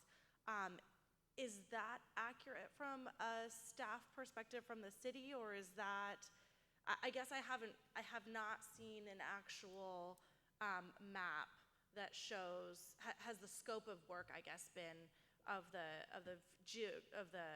area been identified? Of the area that the city's That the asking. improvements would have to occur. I'm not asking about what improvements would need to be done, but has it been determined where, is it from 2nd Street to O, south on O to west on 3rd to N? That was my kind of layman's, the geographical boundaries. So I'm gonna let Ms. Pollard, who came up with the Has thumb that- drive. Yeah, and has that been clarified? Because I agree, I can see how there's a lot of ambiguity involved in this. But yes, that's my first question.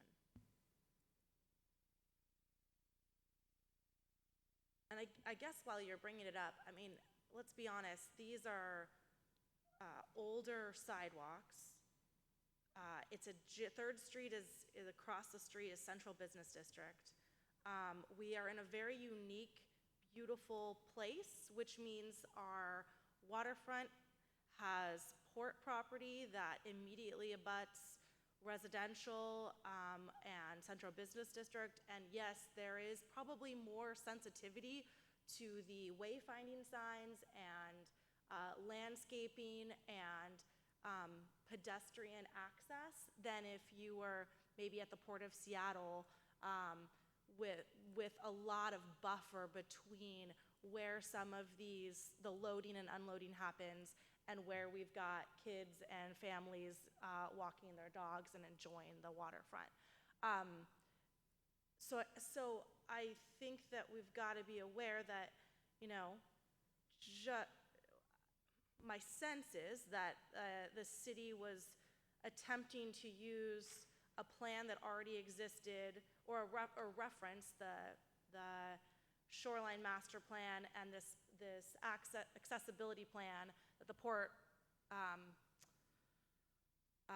completed in 2003 and adopted in 2010 in the shoreline master plan as kind of a let's get along partnership, right? Because if we're really talking about doing full improvements, it would be ADA accessibility. It would be making sure that fences are set back the 10 feet if they're adjacent to Central Business District property and various other triggers. So my sense is that this was trying to work in a partnership, knowing that this is phase 1, and as things become more developed, if they do, then it would trigger more extensive pedestrian accessibility and resources. But do you have that geographical boundaries? Has that even been determined? So we would just reference the port's plan here. So I've focused, it's on page 36. It starts, the N Avenue Beach connection starts on page 35. It highlights the area. It's not the best quality copy, but it highlights the area that will be, enhanced.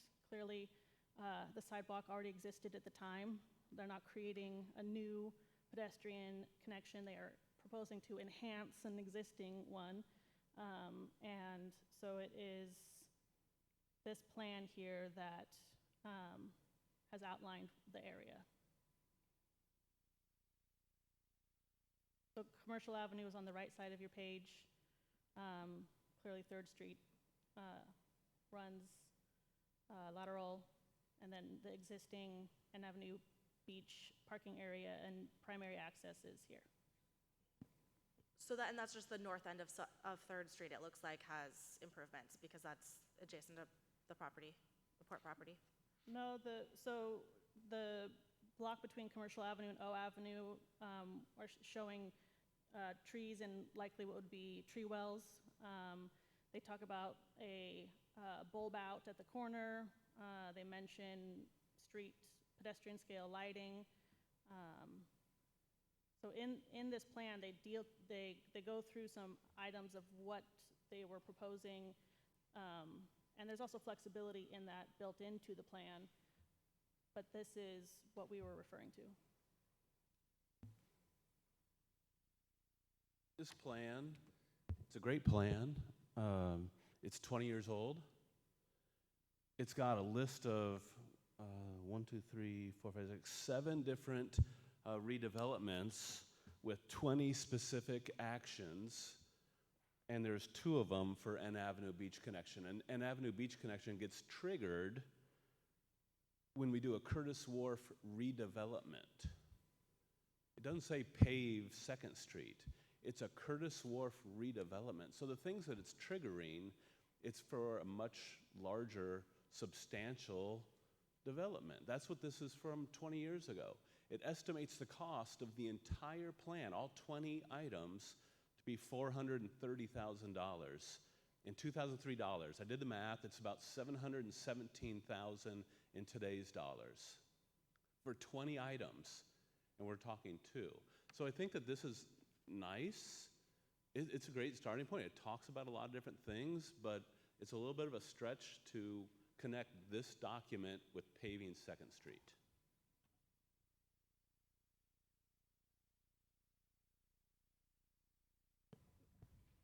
I just wanted to make one other mention to some Councilmember Walters' question about where in the SMP does it require any sort of pedestrian improvement if you are removing existing pedestrian access.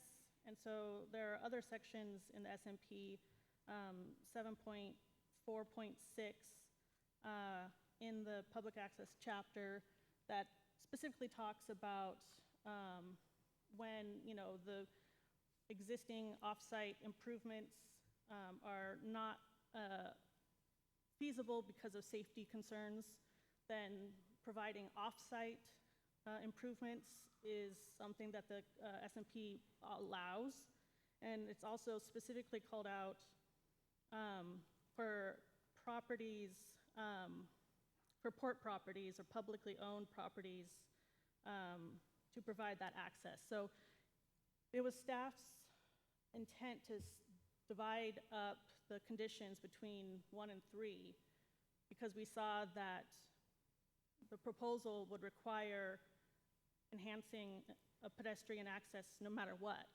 And since the SMP also referenced this 2003 plan, we broke it down to a smaller first phase and then the full improvements at a later date based off of the port's improvements of that Curtis Wharf area or within 5 years, as it was expected to be a reasonable amount of time. Miller? Mr. Walters. So follow up on that. You cite 7.4.2 in the staff report.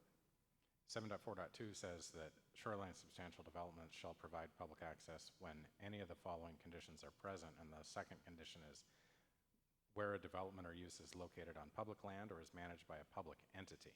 Mm-hmm. So isn't that it? There's yes, and there's more. And there's more. Yes. But public access would be required just by that provision. Yes. You concur with that, Reed? Yes. Okay. And it goes on to say unless access is incompatible with safety, security, or environmental protection. But in my judgment, it really moots the discussion about whether or not it was the ILA or the proposed use and development now that cuts off the public access.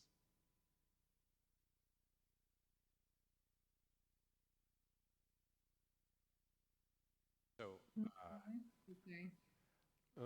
Was that Ms. Moulton? It is, but I wanted to let Mr. Walters finish. Okay. I didn't really- Mr. Walters and then Ms. Moulton. well, I was going to suggest a course of action. So if Okay. Ms. Moulton's got. Ms. Moulton, did you have to clarify before the course of action is suggested? Sure. Just sort of a couple of general thoughts and a practical. Oh, can we have that map back up again? We all like the maps, I agree. We love the map. So I do know just because I used to work on the 200 block of Commercial Avenue, just in a practical sense, that section of 3rd Street sidewalk between Commercial and O is completely unobstructed. It's one of the widest sidewalks in this town. Kids have learned to ride their bikes on it, ride two-wheelers on it. So it's a really good pedestrian access as is. It's not pretty, really, but that sidewalk's not new. Anyway, it's pretty good as it is right there. I'm just thinking also with the Olson building going to be completely redone, we don't know how long that's going to take, and to do something within a year, I just don't know how practical it is to really stick on these. I think there's an opportunity to work creatively here together, like when the port put those the art pieces on the fence between O and Commercial during Arts Festival. I don't know if those are still there. I haven't been down there for a while, but it just seems like there are real opportunities here for the city and the port to work together. I mean, I just feel like there's opportunity to be creative and have conversations and make this work for all of us, and especially for the community, with wayfinding signs, maybe landscaping, maybe art, but it doesn't seem like an insurmountable problem. It just seems like we're coming at it from sort of different angles. Mr. Walters. I agree with Ms. Moulton, and I think that Mr. Metzler's point is also well taken, that it creates the condition creates some uncertainty for the port. But we can resolve that uncertainty either through modification of the condition or through mediation. So I would suggest we just continue this proceeding until next week. Give us an opportunity as a city and a port to come to that conclusion of the negotiated position, and if we fail there, then we can look at it further. But we might be able to moot most of this proceeding. Okay, and I don't know if I need a motion and a second for that, but I would take one, I think. Ms. Swetnam? Yeah. Mayor Miller, I move to continue this hearing to next Monday. Second. Okay, a motion by Mr. Walters and a second by Ms. Hubick to continue this appeal hearing of the Port of Anacortes 2023-002 to next week. Any additional discussion? Mr. Franciac, could you take the vote, please? Mr. Walters. Yes. Ms. Cleland McGrath. Yes. Ms. Moulton. Yes. Mr. McDougall. Yes. Ms. Hubick. Yes. Motion carries. Okay, thank you. Good discussion, and I know the city and the port will continue to be partners moving forward. All right, next up is item 7A, other business, community action of Skagit County, third quarter update on community action services available in Anacortes. This is a presentation, and thank you for your patience, community action folks. And I think Ms. Hsu will introduce you all.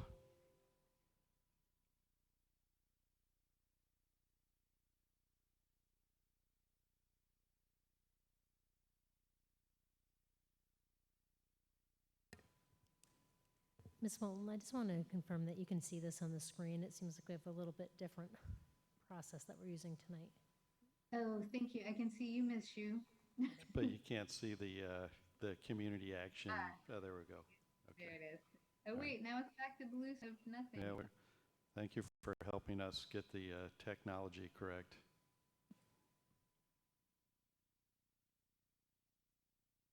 You should see it now. There we go. Okay, thumbs up. Ms. Hsu. Mayor, council members, the audience, tonight I am pleased to introduce Community Action of Skagit County.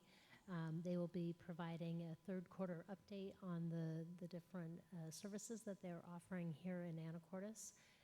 And so tonight we are joined by Sandy Finney and Dulce Valquez Cruz.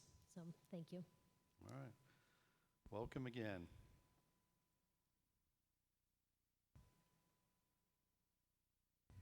Thank you. Thank you, Mayor Miller and Council, for having us here again. I'm happy to be here with my colleague, Dulce Vasquez Cruz, who's our Resource Center Manager, to give you our Quarter 3 update. And in the past, we have spoken more at length about our plans for the Anacortes Resource Center. We will keep it fairly brief tonight and give an opportunity for some questions. First, I wanted to give a quick space update. I believe the last time we were here, last quarter, we were in the process of looking for a new space because the plans to be in the Olson building with the Anacortes Housing Authority ended up not being able to go through.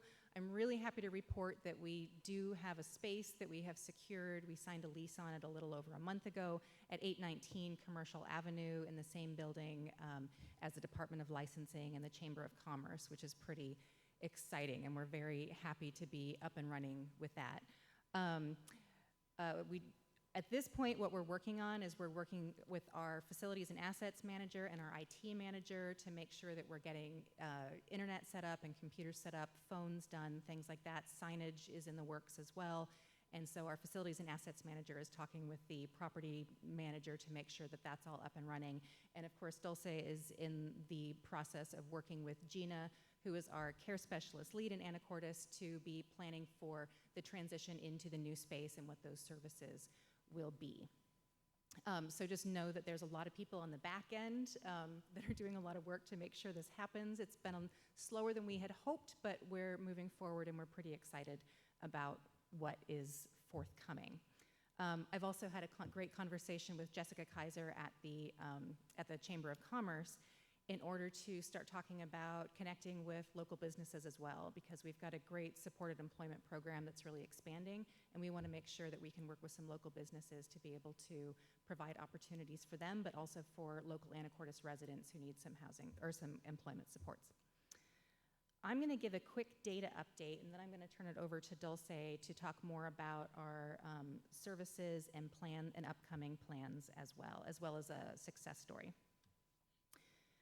I attempted to put together two different slides. This time I wanted to try to put together some of the services specifically that we offer. This is a little bit difficult to do because Community Action of Skagit County offers so many resources, so many services, and I was trying to kind of bundle these together. The ones that don't have information in them yet was going to require that I run numerous reports, so I just left them blank for now in the interest of having accurate data. So the service on the left is essentially the service. The number on the right are the unduplicated people served with that service. So you can see, for example, that housing intakes, there were 89 unduplicated people served with housing intakes in cooperation with the Anacortes Family Center, of course. Other housing assistance comes in lots of different forms. That's including check-ins, support, advocacy. Critical needs, that range is a huge range. That's food, hygiene, tents, support a lot of the work that our Recovery Navigator program does in street outreach. And then energy and utility assistance, of course. I do want to mention that we are having an energy outreach event for seniors at the Anacortes Resource Center here in Anacortes on October 19th. That did go out in the A-Town magazine, so I want to make sure people know about that. Transportation assistance, basic food assistance, making sure people are screened for that and assisted in applications. Again, we've actually served in the past 9 months, this is all in the past 9 months, we've served 9 people with employment services in Anacortes. And 15, mostly seniors with yard work, housework, and shopping. So those are specifically services, and then I went back to the slide I've shown in the past. And this is also, since January, cumulative numbers of how many people have been served with each of these different program areas. At the end of the year, we'll put together a much more comprehensive report that shows both demographics as well as the growth from quarter to quarter so that you can see that as well. I did notice as I was putting this together that they have increased over the quarters. We've only just recently begun to enter people into our designation of Anacortes Resource Center. So that number seems pretty low right now, but just know that all of the numbers here are people that have been served in Anacortes. I'm going to turn it back to Dulce to take over from there, and then she and I can both answer questions as they come up. Thank you.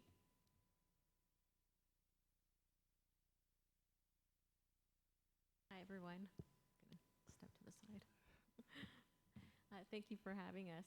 So I do want to share some staffing that we have planned once we're stationed out on the Chamber of Commerce. We are planning to have our Women and Infants and Children's program stationed out there on a rotating basis, along with our energy and utilities assistance programs and our employment services, as well as senior and disabled services. We will be coming up with a rotating schedule and with our program managers, and we're really looking forward to start serving folks from our new location. And one of our success stories, because we are currently still utilizing Anacortes Family Center space right now, we've been partnering up with them quite a few times, and one recently, Anacortes Family Center was supporting a household completing a coordinated entry intake and assessment. And because client confidentiality is our #1 priority, we were sure to get the family's consent to work with community action. And we were able to support the client with wraparound services, helping them navigate the services that are available to them since they were experiencing homelessness. And with that, a lot of collaboration and brainstorming on solutions, and the family ultimately decided that they wanted to seek outside of the city for supportive services. But in that, we're really here to collaborate with all of our partners. We know that there's a lot of really good agencies here in Anacortes, and we're working on finding vendors again for our resource center and collaborating with more partners here in Anacortes. Oh, all right. Well, great. Thank you for the presentation. And my staff certainly will know this kind of question, and we're very happy that you've got a stabilized location, but I have to ask the question that I always ask. When's the opening date? Are you going to give me a date I at least give me a date to deviate from? We're working really hard to give you a date. Okay, all right. That's not the worst answer. Appreciate that. But there has been significant progress in the building, and we're really shooting for the end of October. Great, thank you. I would add to that, though, that the energy outreach event for seniors will happen on October 19th. Okay. That there will you go. happen.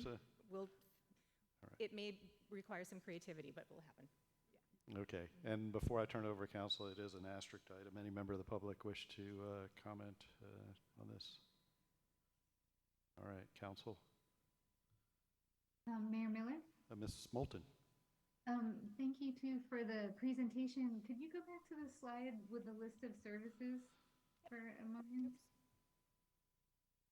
Okay, so I just want to take one example. So energy and utility assistance, we know how expensive those things have been getting. So the 230 people, that's fabulous. And could you just give like a brief overview of what that assistance is? I mean, could you just like how that works? Yep. She's shaking her head yes, because you probably can't see her.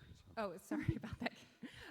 Yes, so they provide lots of different types of energy assistance, and there are different eligibility levels for different ones. So one of the big ones they provide is LIHEAP, that's Low Income Energy Assistance Program.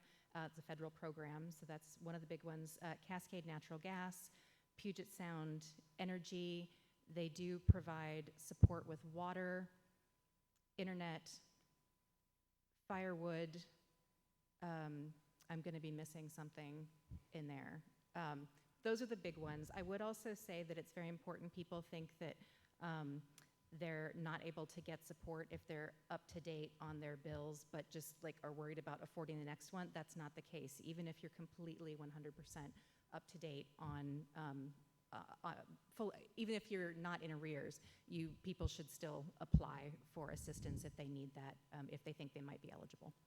That's the idea. Get to you before you get into the more difficult situation. Exactly. Yeah. Great. That's awesome. Thanks for that information. And then the Energy Outreach for Seniors Day on October 19th, is that something you've coordinated with the Senior Center with so they can get the information out to all the people that go there and get that newsletter? Yes, in fact, originally our Energy and Utility Assistance Manager had talked with them about having the event there, but we weren't able to coordinate a good date for it. So they know about it, and she's coordinating with them on outreach as well to make sure that information gets out.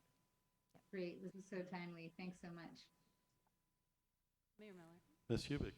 And my question kind of piggybacks off of the back of that. So when you are looking at energy and utility assistance and the basic food assistant number is really, really close, like, do you recommend, hey, if you need energy assistance, do you also need food assistance, and kind of partner up with that?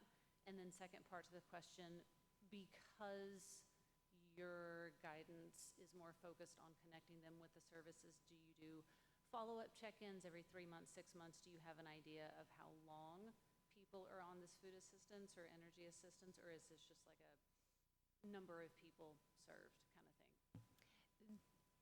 The basic food assistance number is everybody that we know of who has been screened to make sure they're on that food assistance. And one of the reasons that the number is so close to the energy utility assistance number is our energy team makes sure that whenever somebody comes in to see them, they're saying, are you on basic food? If you're not, we can help you get onto it. We'll make copies. We'll do the verification. The same thing happens in our resource centers as well, that when somebody comes in, they want to make sure that people are on basic food. It's one of the first questions that's asked. A lot of the people who come in through our resource center to get services are also people who go to energy and utility assistance. So it's one of the reasons that those numbers are so similar. Yeah. Mayor Miller. Mr. Walters. Well, I'm very excited by the prospect of your new space. I'm kind of sorry you got strung along by the prospect of the AHA space, but the new space that you've identified is even better. I'm excited about the prospect of drop-ins. I saw that just in the pop-up event that you had last year. People, who weren't finding service providers elsewhere showed up at that event with a pretty minimal amount of advertising.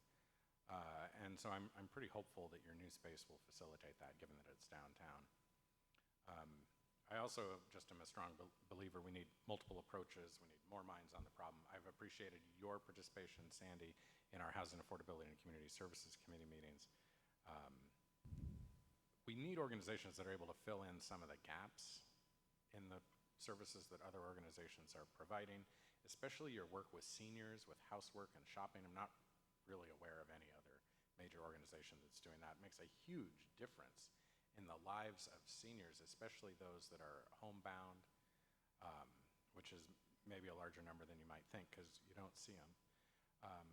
And we also have really appreciated your organization's work on street outreach, notably Steve Simmons' group.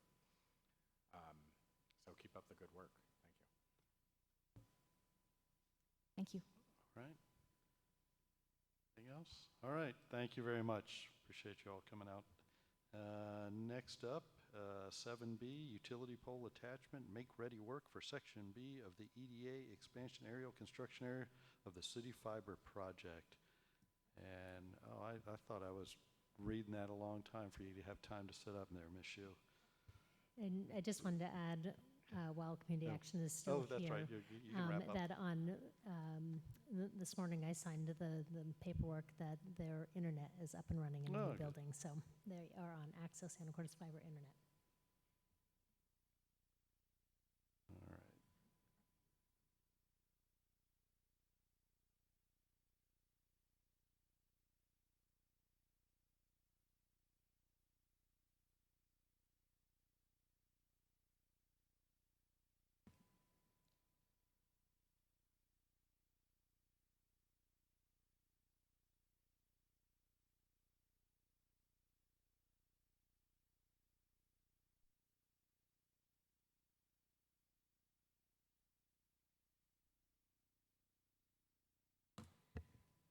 Mayor, council members, the audience, sorry it's a little bit clunky today how we seem to be moving through our presentations. Ms. Moulton, I think that you can see the screen. Yes, I can. Thank you. Tonight what I'm bringing forward is a make-ready estimate with Puget Sound Energy. And then I'll give you just a brief overview of the project. So this is the EDA service area, and the area in yellow is a place where we've received a $2.25 million grant from the Economic Development Administration, U.S. Department of Commerce, plus an additional $500,000 from Skagit County. We'll be passing 1,815 premises as we build out this project.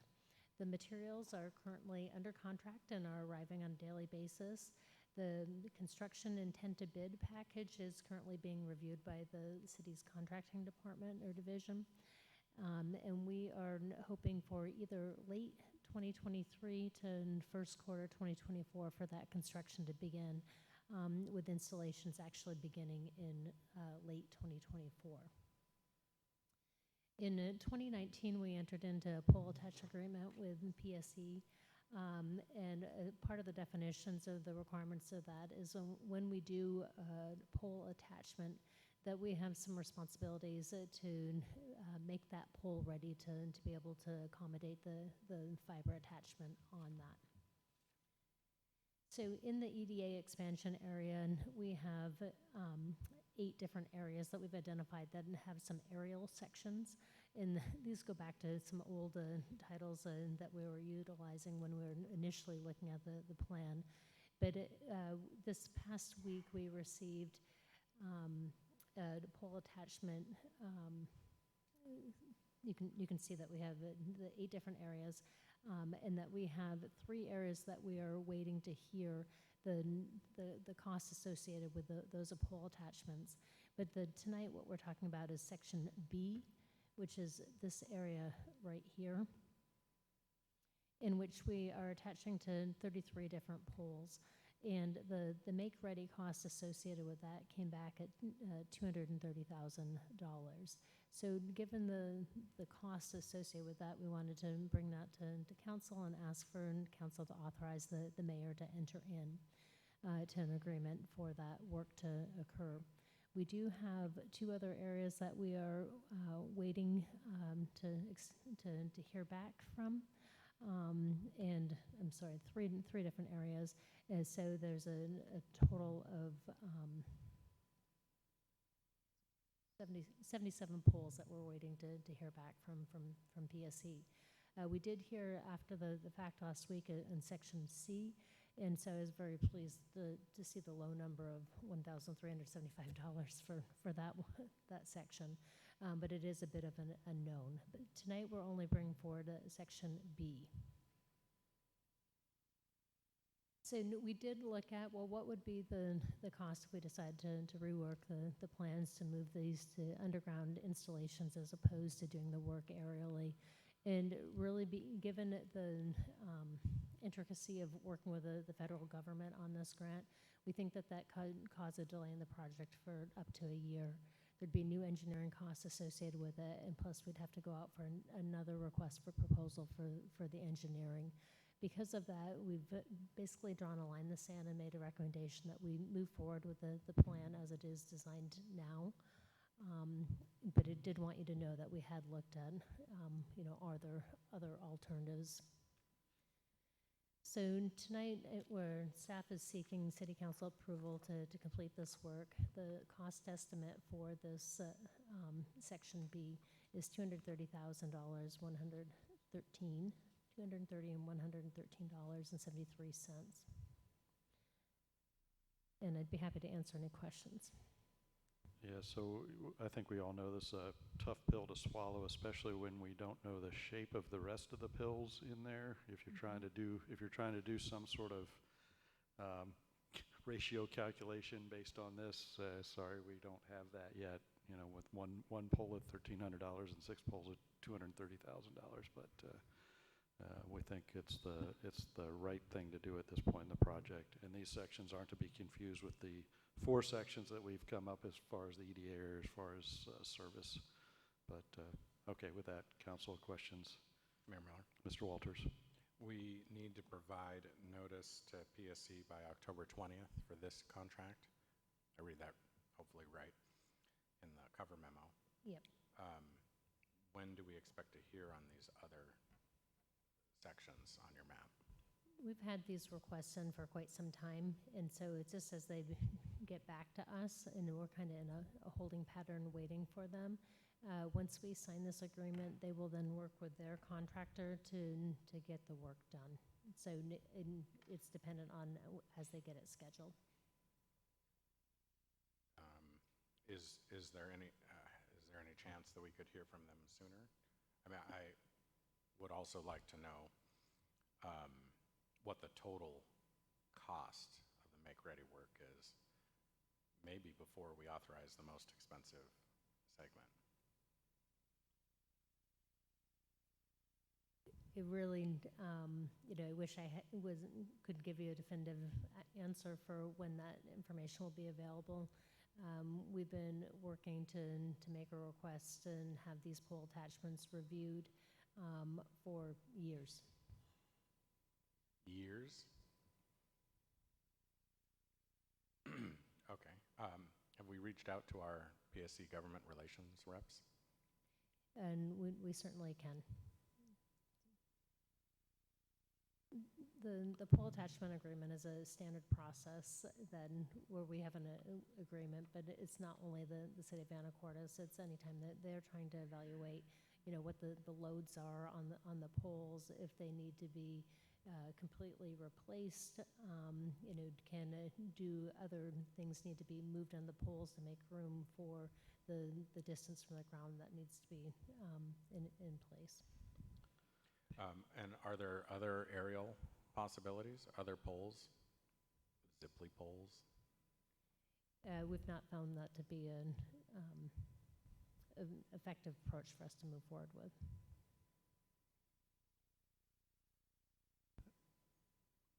I think the point is well taken on the timeline, but also the other important aspect of the timeline is bidding the EDA construction area. And I don't know if you can elaborate at all on that, Ms. Shu. We're working on putting that bid package together. Yes, so the bid package, close to final draft has been presented. That's being reviewed right now by the contracting department. At that point, once it's prepared, then we will be bringing that forward to the EDA to begin their review process. So if we were to make a change in what our plan is, everything comes off the table again for future delay. Because of that delay, we felt it was important to move forward. Do we not also need to know the make-ready information for all of these sections for the purpose of going out to bid?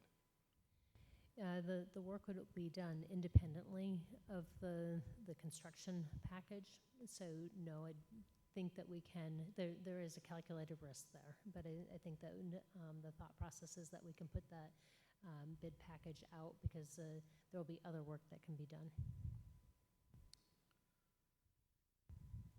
Mayor Miller? Mr. McDougall. My understanding for this particular one, the high price tag is because they've identified 6 poles that are essentially undersized and they need to be replaced to be able to accommodate us and all the other stuff that's on there. We're attached to dozens, maybe even a couple hundred or 200-300 poles already throughout town, and we've been doing make ready for here and there for the better part of 3 years. Have we had to fully replace other poles in the past? I'm kind of getting at what are the odds of having to replace a bunch more poles in these TBD? This has been the most expensive pole replacement that I've seen come forward, hence us coming to council for it. I've never had one that's met a threshold that it's required council approval. It's fallen under the Public Works threshold. Mm-hmm. So I think that this is a bit unique, but honestly, we have 77 poles remaining in those other 3 areas, and worst case scenario, we could be looking at a total of $1 million. Mayor Miller? Ms. Moulton. I appreciated Mr. Walters' idea of talking to the government relations person. Is this something that there's any negotiation room for? Do we just take their word for it? Is there anything to compare it to? It just is, I think we're gonna go ahead with it, but it's just, is it just gonna get more expensive? I mean, I guess there are a lot of unknowns, but do we have any negotiating power, I guess is my question with Puget Sound Energy? Not that I'm aware of, other than we have a poll attachment and an agreement with them. We really are at the whim of them being able to do the analysis and then schedule the work through their company, the company that does the work for them. I know that there have been times where there have been some delays in them getting that work done. Yeah, it's just hard to feel really stuck about this, like we don't have a choice and that they have all the power. That just it's an uncomfortable feeling. Yeah, I'm finding that my negotiation power to be able to negotiate the expected 12% increase in utility rates is also nil. Mayor Miller? Mr. Walters. You don't get to vote on that though. And you also, I think you had it on the screen or something, this is simply an estimate, and if their actual cost comes in higher, then they just send us a larger bill. So they said then they'll notify us if it's 10% less or 10% more, that they would notify us of that. This is an estimate. You're correct. Oh, and I wasn't talking about my own. I was talking about the city utility bills that PSC will again raise our utility bills for next year, and we will have to pay, just like last year. But certainly, I'm happy to reach out to PSE, and I'm just where I don't know how much time we have, Ms. Hsu, on this one, and how that affects moving forward. Mayor Miller? Mr. Walters. It does seem we have at least a little bit of time. I mean, do we? I mean, your memo indicates that we have until October 20th. Yeah, this estimate is valid for 90 days, and then if we don't respond, then it would have to be reevaluated again. So we do have some time.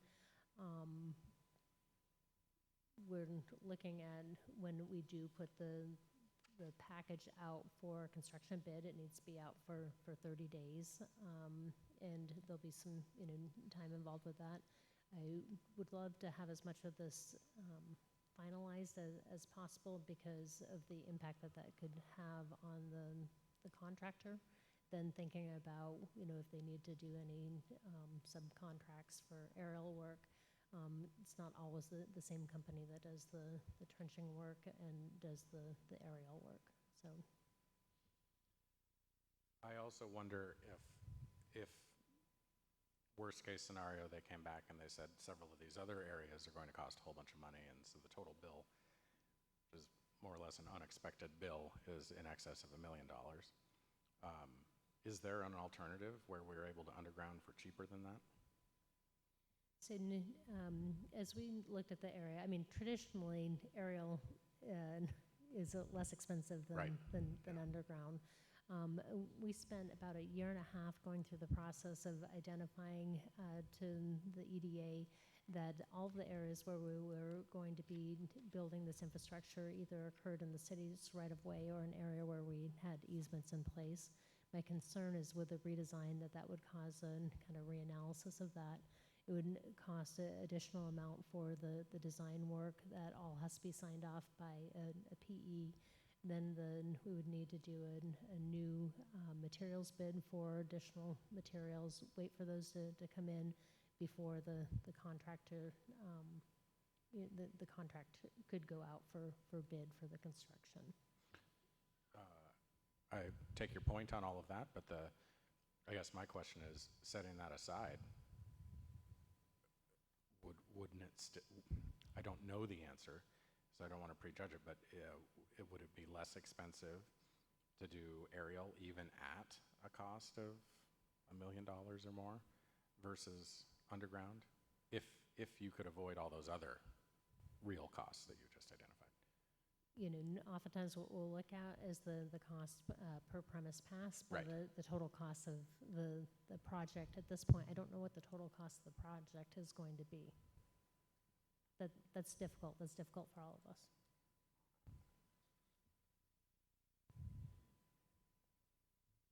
Ms. Cleland. So just for clarification, in other parts of town, I think kind of down commercial and whatnot, and with some of the original locations, we have done aerial lots, but it's always been under a threshold that it hasn't had to come to council. So this is the first EDA expansion area, not because of the grant we received, just because this area of town. And were we always planning on using aerial for all this area, or has that been a change? We always look to go aerial first. It's less expensive, and it's less expensive to do the installations as well. So that is always the first thing that we look at, and then we look to underground.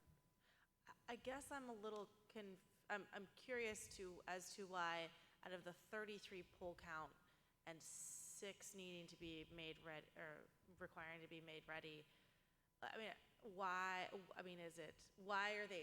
this so much different, right? Is it the location of the pole? There are different types of poles. Some are transmission poles, a lot bigger, with a lot more things on them than one you might just have in your neighborhood.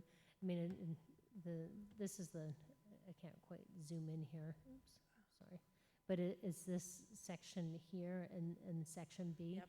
I can't tell you that I know exactly why that area came back at that rate. Okay. But then I also can't tell you, that in this section C, this area right here, where there were 29 poles that only came in at, $1,375. So I can't tell you that I understand the pole structures in Anacortes to be able to say this is a major pole that we're trying to attach to, or there's too much weight on it, or we have to replace that whole pole. Thank you. Yeah, and I guess if we had a better understanding of why those 6 poles were so expensive, we may be able to kind of extrapolate out our risk or whatnot of the unknown for other poles. Because a lot of that is Smiley's Bottom. I mean, that's not that it matters, but I just need more information. Yeah, I'm hearing from council that this is a discussion item with possible action. I think we can get some more information. I think I actually have a meeting scheduled with PSE that I was just checking my calendar. So might be an opportunity to get some more information, because I think we're all looking at this and saying, there's a lot of risk in there that what we don't know, and I think we can probably get some of those answers, like, okay, why those 6 poles, and that one pole costs $1,300, and why do those 6 poles cost $230? I think those are fair questions. Mayor Miller. Mr. Walters. I do appreciate that a couple of these areas are $0. Yes. And hold out hope for the others, although the fact that they haven't given us answers on it may mean that they're still punching keys on their calculator. But it does seem to me like we need the information one way or the other, not just for financing, although for financing, but also so that we don't have to take too many calculated risks when we go out to bid. So I would encourage us to reach out to the government relations reps, and I've got their contact information if you need it. But what I was trying to get at earlier was, even if these other areas come back at $250,000 each, it doesn't really seem like we have an alternative. It doesn't really, to me, seem like the underground alternative is a real option, because I bet that if you did the work, you'd identify that cost as maybe higher or the same, and delay the project. And we got people chomping at the bit for the service in these areas. So I'm okay with moving this forward, either now or next week or very near term. But we also must have that other information so that we can plan for this. I'm happy to bring it back next week. Mr. McDougall. Yeah, I agree with what Mr. Walters was saying about basically the alternative. I mean, we don't even know if these poles are contiguous or if they're just kind of sprinkled around. So if we are undergrounding, we might be like underground for a block, come back up. It probably could get very expensive if we had to pursue an alternative. Again, I'm hearing you want some more information about the polls in particular, because I think that'll help with understanding our risk. But I think also I'm hearing that you also recognize, as staff recognizes it seems highly unlikely we're going to go underground and redesign our whole system. That's the year delay portion. Okay, so bring it back next week. We can do that. Thank you. Thank you, Ms. Shu. All right, next up is Resolution 7C, Resolution 3129. This is setting a date for a public hearing on a vacation petition. And this is just date setting, so shouldn't be too much trouble. Ms. Swetnam. Thank you, Mayor Miller. Yeah, this, as Mayor Miller mentioned, this is a resolution, Resolution 3129, that schedules a date for a public hearing on a vacation application that was submitted by Bob Evans to vacate a portion of O Avenue adjacent to property that he and his family, I believe, currently own. So our code requires that council schedule a public hearing on a vacation application by adopting a resolution within 30 days of receipt of the application. And then that hearing date should be scheduled between 20 and 60 days from the date of the resolution scheduling that hearing. So staff talked to the applicant, and November 20th was determined to be a date that he's available to appear and present his application for a vacation. The reason why this application is moving forward is because there was a discussion with staff about the opportunity for staff to be able to get an easement in exchange for this particular vacation that would allow a significant shorter and more direct route to connect, I believe, Storm Drain. Am I getting that right? Storm Drain. At a potential cost savings of like $1 million or something like that for the city. So in evaluating whether there's a potential public benefit for the vacation other than the compensation for the vacated right of way, there seems to be some good potential for a city to save some costs on upcoming stormwater infrastructure. So all of that information will be provided to council at the public hearing in the packet materials that describes what the proposal is for the applicant. And I'm happy to answer any questions. Steve Lang in engineering is in the back as well, and he has been the person who's been talking about this application with the applicant, and we are happy to answer questions if you have any. Okay, questions about the date setting the vacation hearing? Mr. Walters. I think your subtle implication there is that this is not really a discretionary action. We are just setting a date. We can deal with the details later. I move approval of Resolution 3129 as presented. Second. Okay, a motion by Mr. Walters, a second by Mr. McDougall to approve Resolution 3129, setting the date for a public hearing on vacation petition. Any additional discussion? Franciac? Ms. Cleland McGrath. Yes. Ms. Moulton. Yes. Mr. McDougall. Yes. Ms. Hubick. Yes. Mr. Walters. Yes. Motion carries. Thank All right. you. Thank you. All right, item 7D, contract award, R Avenue Long-Term Improvement Project. And, all right, Mr. Rayum is up. Good evening, Council. Last item on your agenda, I'm Andy Rayum, the Public Works Director. I'm going to just hand it off to the city engineer to discuss with you the award that you will vote on here shortly. All right.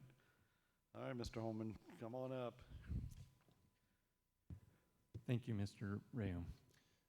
Mayor Miller, members of the council, and everybody who stuck around until this exciting item, thank you for having me this evening. Tim Holman, city engineer. I'm here to present to you this evening what we like to call the R Avenue Long-Term Improvements Project. We're pretty excited about this project in the Public Works Department. It's been a long time in the making. This project is going to do a number of things along the R Avenue. That's kind of why we have the ambiguous title. But the primary aspect of this project is going to be construction of a roundabout at 30th and R, and I'll get into that in a sec. but I want to talk about some of the other good things that this project does as well. This project also will reconstruct 10-foot wide shared use sidewalks along R Avenue on both sides, both east and west side, all the way from 34th Street to 22nd Street. It also will redo some of the crossings that already exist across R Avenue and line them up better with some of our other approaches. So some bike routes and a few other pedestrian generators along the corridor. But like I said, the main aspect of this project is a roundabout at 30th Street. And I've talked about this a few times, but I'm not sure if all of you have heard about it. So I wanted to discuss the question that everybody has, which is, why at 30th Street? So I'm going to pull up a map for you here, and then we'll go through asking Carolyn if she can see it. We'll shut down all these other great things. And Carolyn, can you see this map of 30th, the same one you saw at committee tonight? Not yet. Okay, we'll go with the green. We'll go with that map. All right, we're working to share it. Share, thank you. Now can you see it? There it is. Yes, thank you. Perfect. So this map discusses a little, illustrates some of the reasons why this project is constructing a roundabout at 30th Street and not at any of the other intersections along this corridor. So I want to take you back a little bit to the 2016 comprehensive plan, which wasn't the start of this project, but was kind of the impetus for 30th Street. So as part of the comprehensive plan, we discussed the increasing likelihood of multifamily development along R Avenue, between Commercial and R Avenue.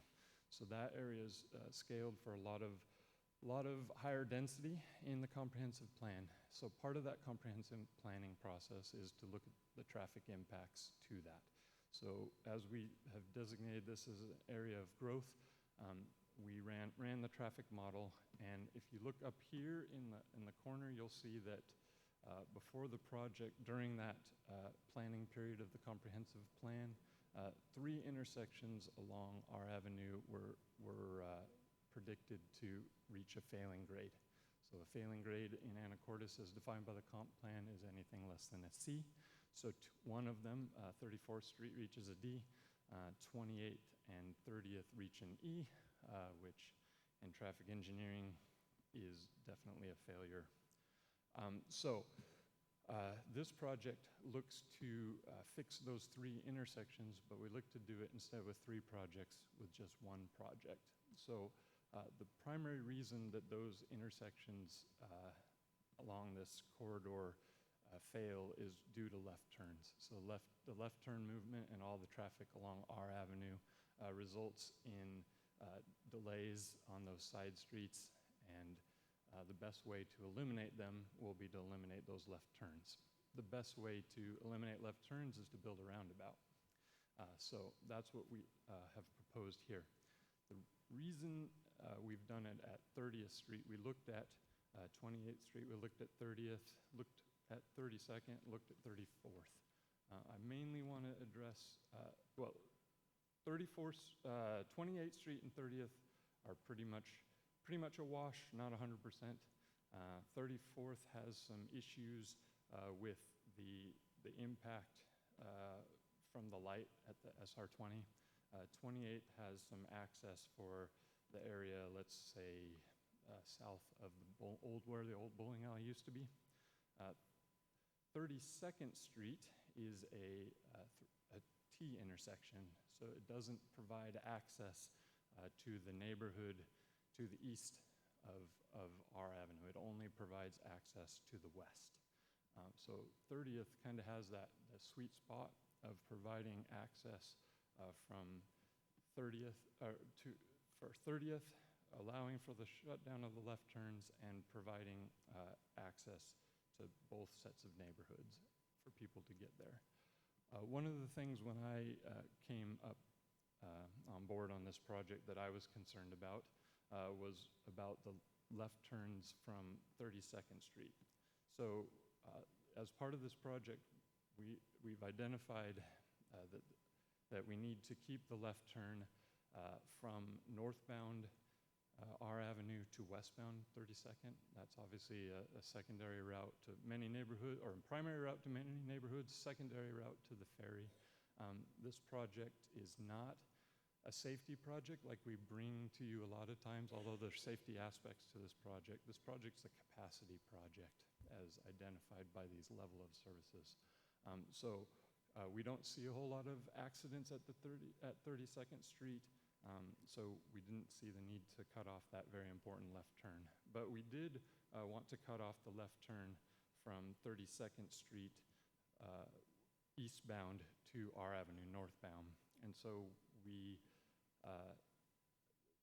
in looking to do that, we asked our traffic modelers once again to go back into the model and to model how many people are trying to take that trip. Because if we cut that off, they're going to be forced to that roundabout at 30th. So as you can see on the map, we have the traffic model kicked out that provides about 21 peak hour trips. So that's not a huge volume. It's about a car every 3 minutes on average over that peak hour. And so that gave me the warm and fuzzy that, hey, we can probably make that, and that's not going to provide a great impact. So one more thing I wanted to talk about a little bit real quick is the funding on this project, because this project's a great success from a funding standpoint. We've acquired 3 grants for this project. So this project was initially conceived in the comprehensive plan to be an impact fee project. As a capacity project, it's subject to concurrency rules. And so this project is impact fee eligible, which is great. But we like to stretch those impact fees as far as we can, so we chase some grants for these large projects. So we have received a grant, like I said, 3 grants for this project, 2 federal grants and a state grant.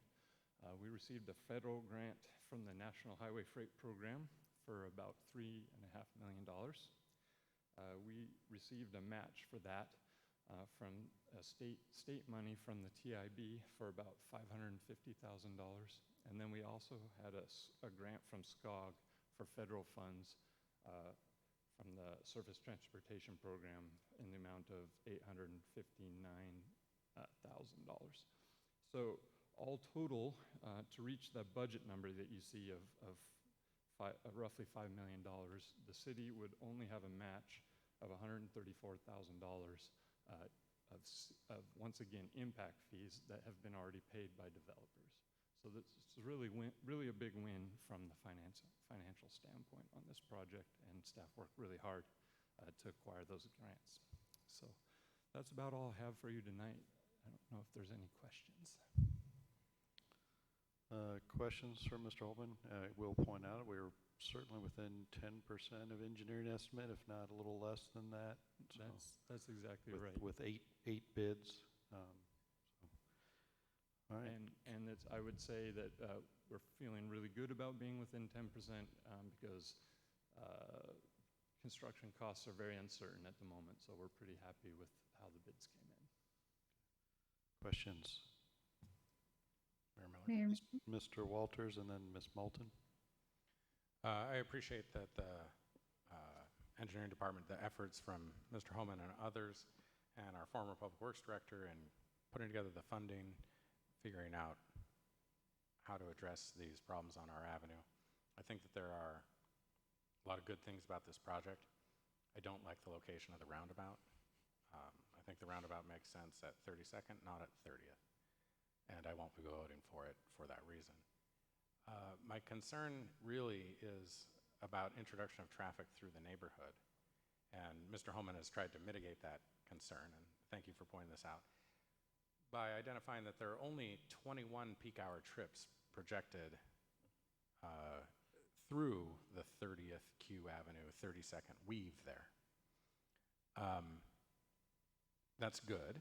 However, we, on this plan, continue to allow westbound left-hand turns off of our avenue onto 32nd.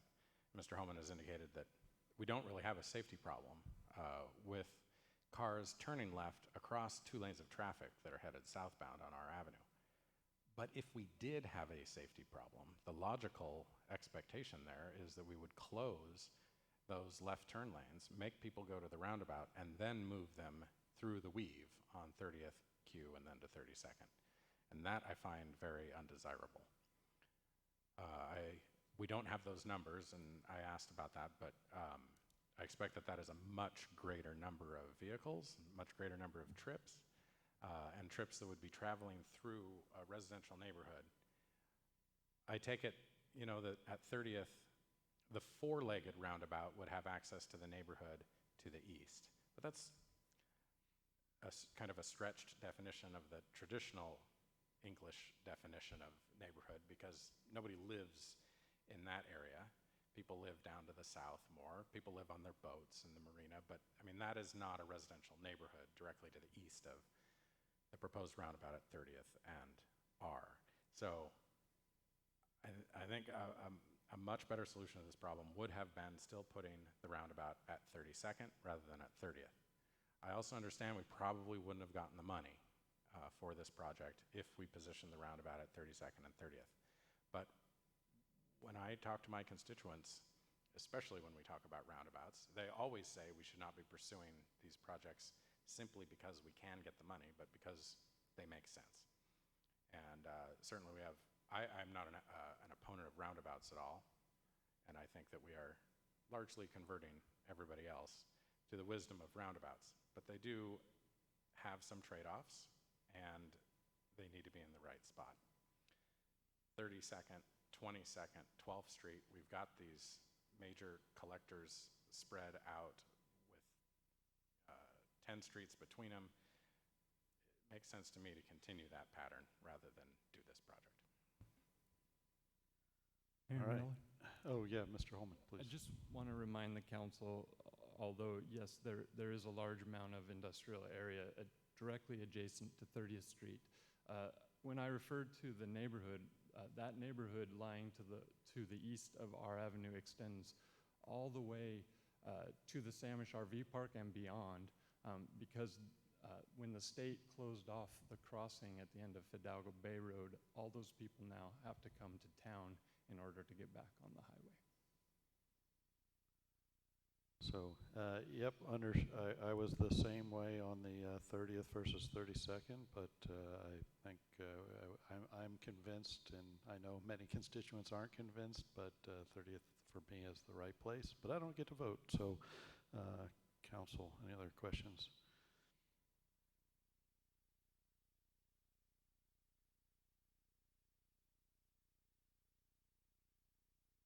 Mayor Miller? Ms. Moulton. Oh, I'm sorry, Ms. Moulton. Yeah, I did. It was so long ago. And It I won't wasn't. say You know why. what? I wasn't sure.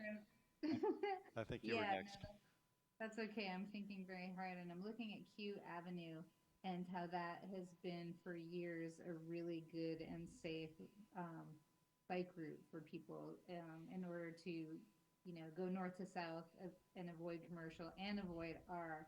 And then this, I'm just looking at the red lines, 32nd to Q to 30th, and you know, the new paving and everything down there. I think it's there. I do have concerns about changing what was really a really safe bikeway and a place for people to walk, because it didn't have so much traffic, is going to be compromised by this. That's just a general thought I wanted to put out there. Okay, Mayor thanks. Miller. Mr. Holman. I did want to remind the council of that there was another portion of this project that involved some upgrades to that section of Q Avenue and 30th Street. I told you all the successes that we had in funding. I will share with you one of the non-successes we had in funding. So we did do a bike and pedestrian grant for that section of roadway to do some improvements, including some bike and pedestrian and better sidewalks along there.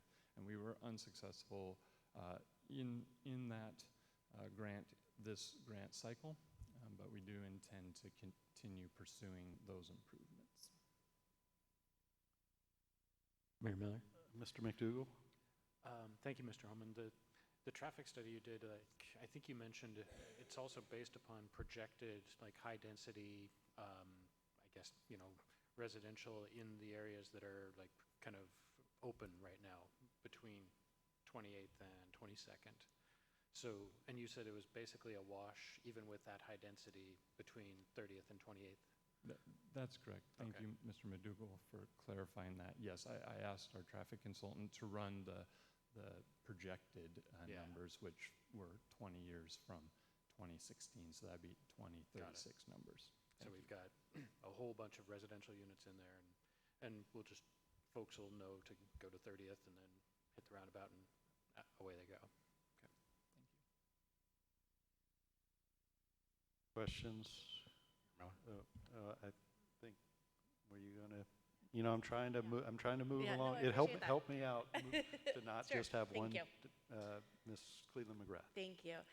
So I really appreciate this version of the map because I think that was part of the challenge, at least in previous presentations, is understanding how we're going to minimize the impact to that Q Avenue and 30th, right?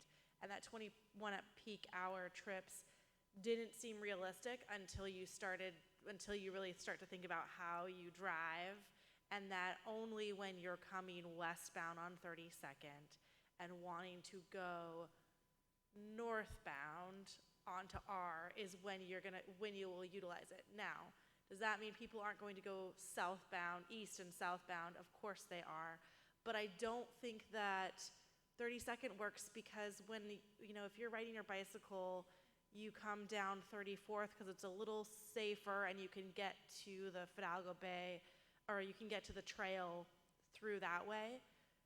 Ideally, you go further to 30th and you take the roundabout and you get to the trail. Taking it to 32nd doesn't really help you, and then it extends kind of your exposure.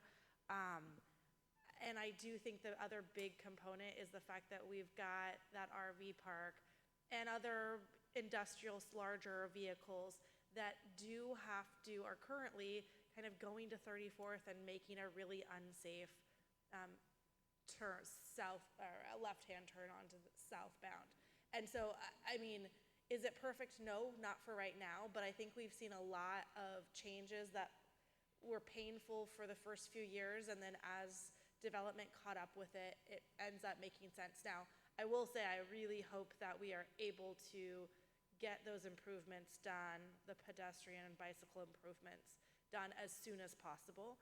And if we can't get a grant for it, maybe we do need to figure out some other way to fund that, because it is a safe place. But I really think this whole area is pretty ripe for redevelopment, and we're going to see higher density and more traffic through that space. So I'm a proponent of moving forward with the proposal.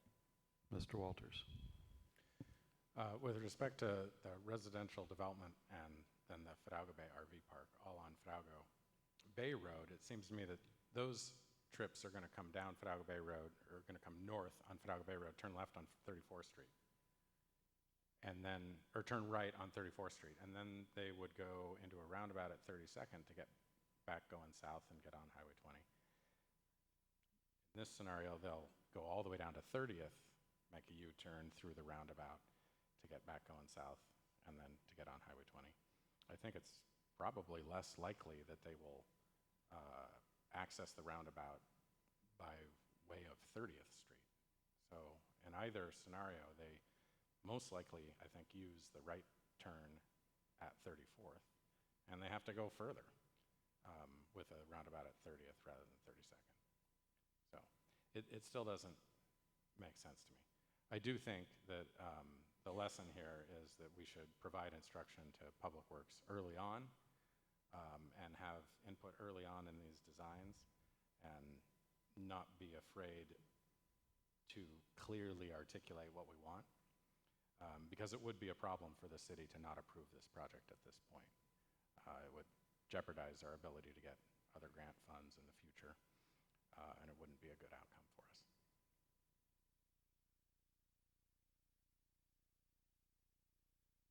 Mayor Miller? Ms. Moulton? I do appreciate the four-legged roundabout at 30th Street, and we talked to Public Works Committee about the proximity to 29th Street and the existing bike route to the ACFL. And also, I just think it's maybe not perfect, but I do think it works. We talked about having it at 34th, and that doesn't work with the light. 32nd is a T. So, I mean, I'm okay with this. And with the hope of, yes, increased pedestrian and bicycle improvements as we go forward, and the sooner the better, as Ms. Cleland McGrath said. All right, well, okay with it. Motion, perhaps? Ms. Cleland McGrath? Yeah, just to litigate it a little further, because I think that one of the things, I mean, saying that it's 32nd makes it easy for the existing to kind of continue the status quo, but then you're having to address 30th and make that you not being able to cross traffic. So you're only able to go out and do a right-hand turn. So then you're really separating out from 32nd all the way down to 22nd, and I don't think it achieves the improvements that this proposal has. So with that, I move that City Council authorize the mayor to sign contract 20-127-TRN-004 with SRV Construction in the amount of $4,324,831 to perform the R Avenue Long-Term Improvement Project. Second. Okay, a motion by Ms. Cleland McGrath, a second by Ms. Hubick to approve the contract 2127 TRN 004 with SRV Construction in the amount of $4,324,831.00 to perform R Avenue Long-Term Improvement Project. Any additional discussion? Mr. Franciac. Ms. Moulton? Yes.